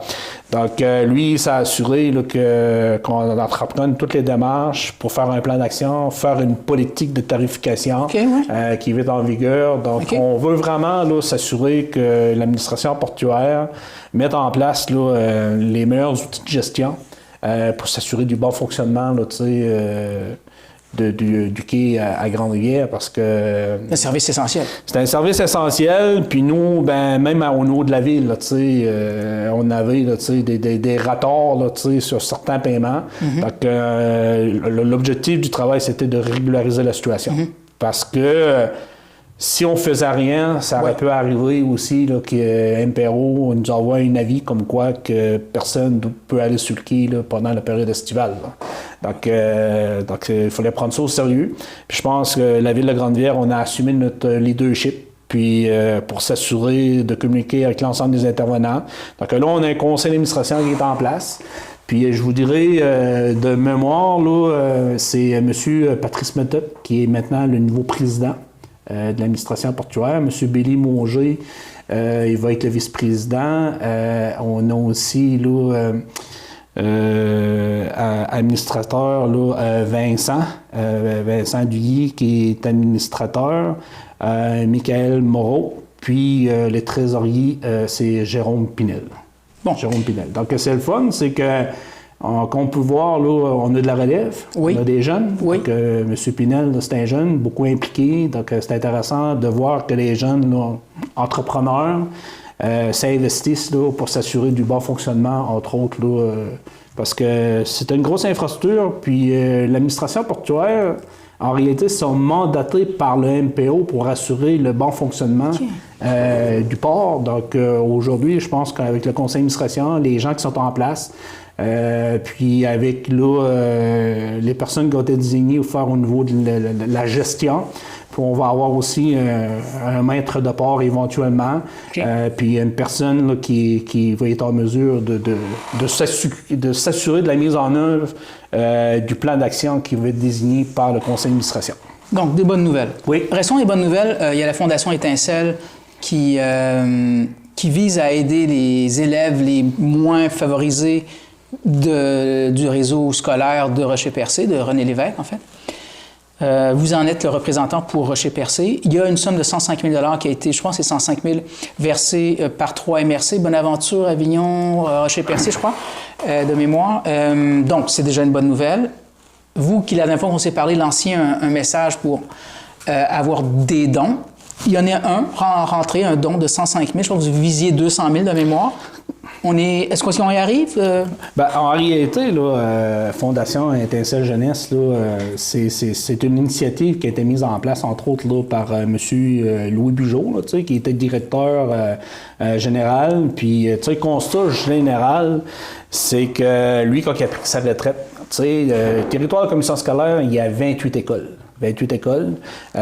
Puis, Rocher-Percé, on parle de 10 écoles. Okay. Mais sur les 10 écoles de Rocher-Percé, il y en a 8 qui sont dans les critères de digitalisés. D'accord. Sur 10. Donc, en réalité, la moyenne au Québec, je pense, c'est 30 au niveau des élèves de digitalisation. De façon générale, sur le territoire de la commission scolaire, c'est 57, mais pour Rocher-Percé, c'est 87. Oh, quand même. Okay, donc, l'objectif, c'est ramasser 1,5 milliard. C'est ça, excusez-moi. 1,5 milliard sur le territoire complet, qui parle des plateaux jusqu'à maintenant Saint-Georges-de-Malbaie, le territoire complet de la commission scolaire. Puis, il y avait eu une approche avec les MRC, les 3 MRC, pour une contribution d'un montant de 100 000 $. Donc, présentement, les 3 MRC ont fait un premier versement de 35 000 chacun. D'accord. Donc, tout dépendant, normalement, c'est une contribution de 100 000 sur 3 ans. Okay. Donc, les MRC, Desjardins ont contribué, plusieurs donateurs.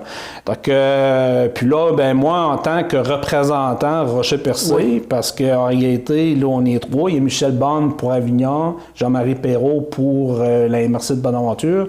Donc, on avait été approché avec les objectifs de ramasser un montant de 200 000 au privé. Par MRC. C'est ça que... Okay. Donc, juste pour vous dire,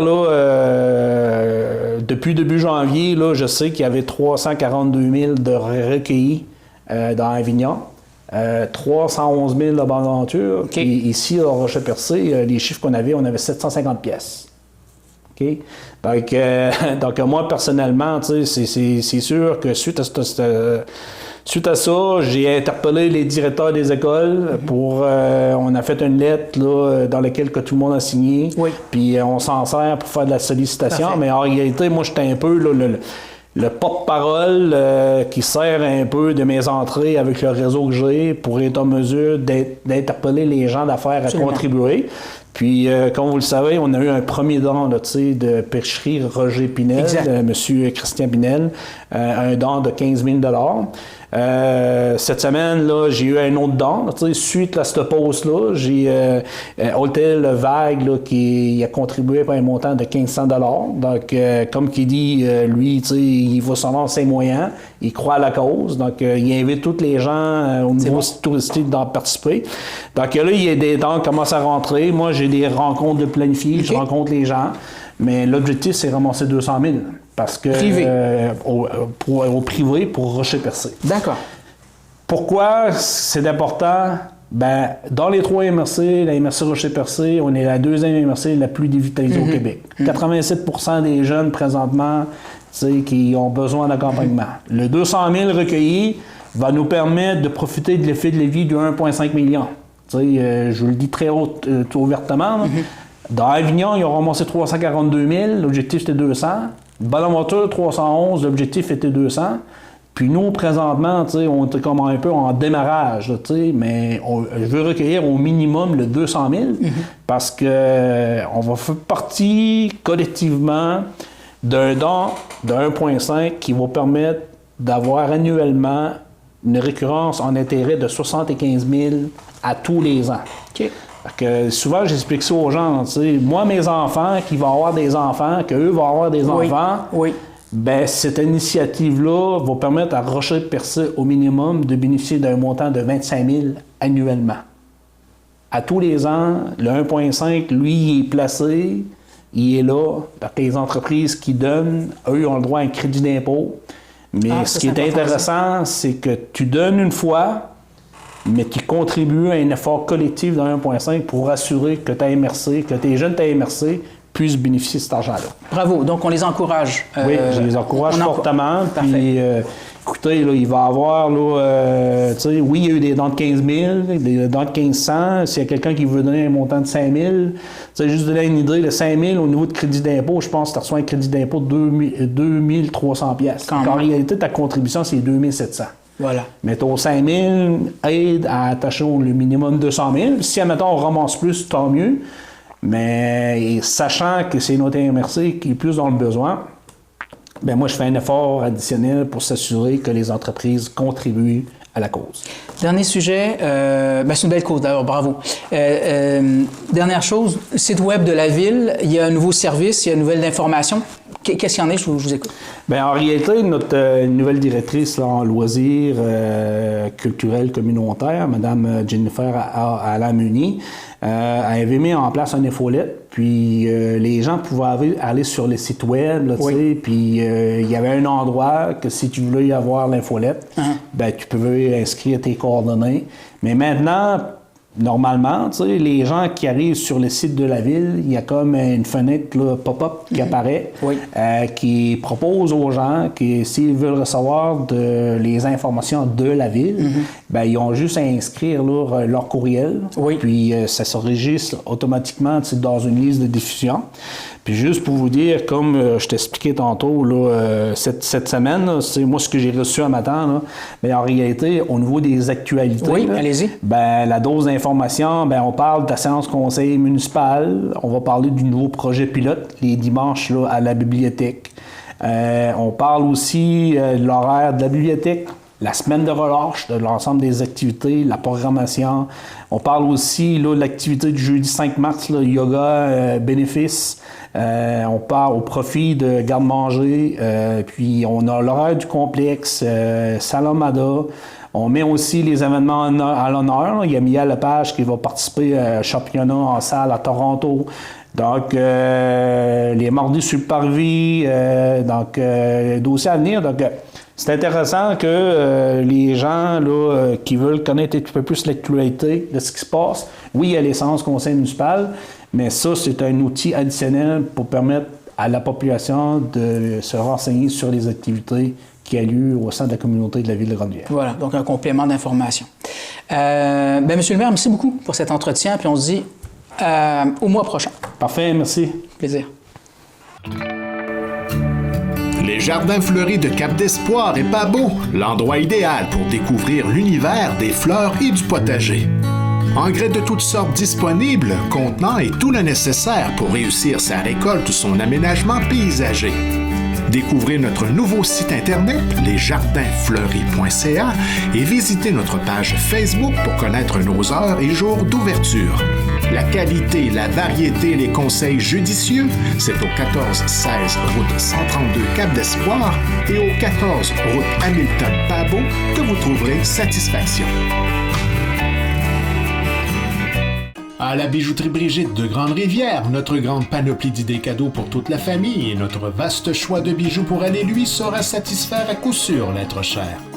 Nous avons des produits de beauté, accessoires de décoration, montres solaires Seiko, les montres Bering au style moderne et au design innovateur, des perles et les diamants naturels de la collection Malo. Pour la qualité, les meilleures marques sur le marché, faites confiance à l'équipe de la bijouterie Brigitte de Grande-Rivière.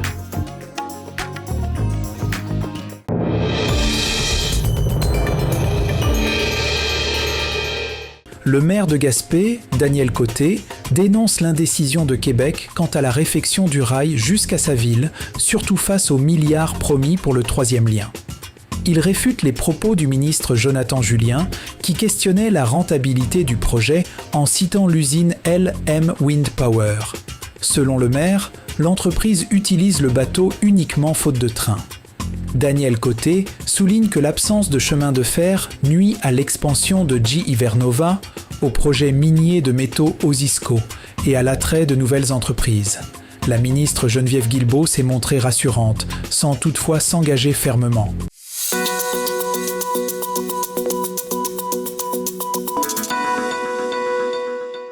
La ministre Geneviève Guilbeault a annoncé à Gaspé un investissement de 2 millions de dollars issus du Fonds des régions et ruralités pour soutenir la construction de 198 logements locatifs privés.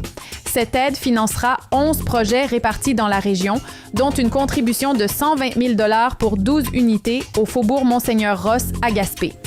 Le président de la Table des préfets, Mathieu Lapointe, souligne que le manque de logement est devenu le principal obstacle à l'attraction et à la rétention des familles, freinant ainsi les efforts de la stratégie Vivre en Gaspésie.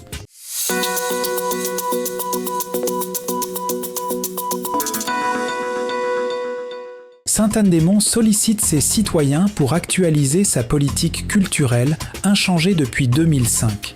L'objectif est de recueillir l'avis de la population sur les services actuels afin d'adapter l'offre aux réalités contemporaines et de favoriser un milieu de vie dynamique.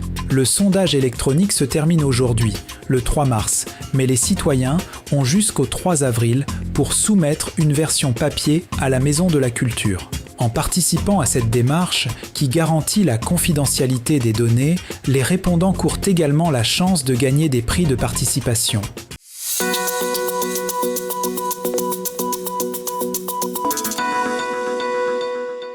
Une étude de Santé Québec révèle que le parc immobilier de la santé en Gaspésie est globalement en bon état. Sur les 56 installations évaluées, la vaste majorité affiche un état satisfaisant ou supérieur et aucune n'a reçu la pire note, cote E. Plus précisément, 22 bâtiments sont classés en très bon état, cote A, et 22 autres en bon état, cote B. 8 installations, dont l'hôpital de Sainte-Anne-des-Monts, sont jugées satisfaisantes, cote C, tandis que 4 sont considérées en mauvais état, cote D. Le CIS de la Gaspésie précise toutefois qu'un bâtiment physiquement sain peut tout de même présenter une vétusté fonctionnelle, nécessitant des ajustements pour optimiser les soins.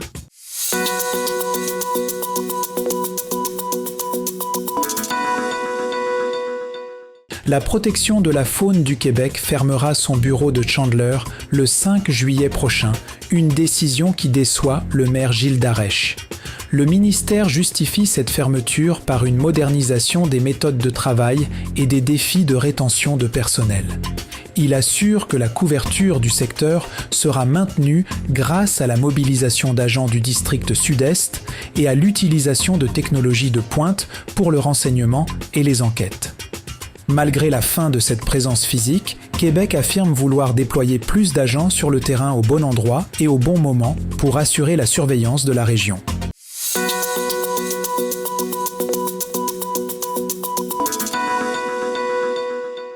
La ville de Chandler et son ex-mairesse, Louisette Langlois, ont conclu une entente hors cours mettant fin à une bataille judiciaire de 8 ans. La ville s'est désistée de sa poursuite concernant le remboursement de frais juridiques, une décision qui soulage Mme Langlois après des années de contestation. L'ex-élu, qui a servi la municipalité pendant 16 ans, dit tourner la page avec le sentiment que son intégrité a triomphé. L'actuel maire, Gilles Darèche, a confirmé que le processus de finalisation de cette entente est presque complété, fermant ainsi un chapitre éprouvant pour la vie publique locale.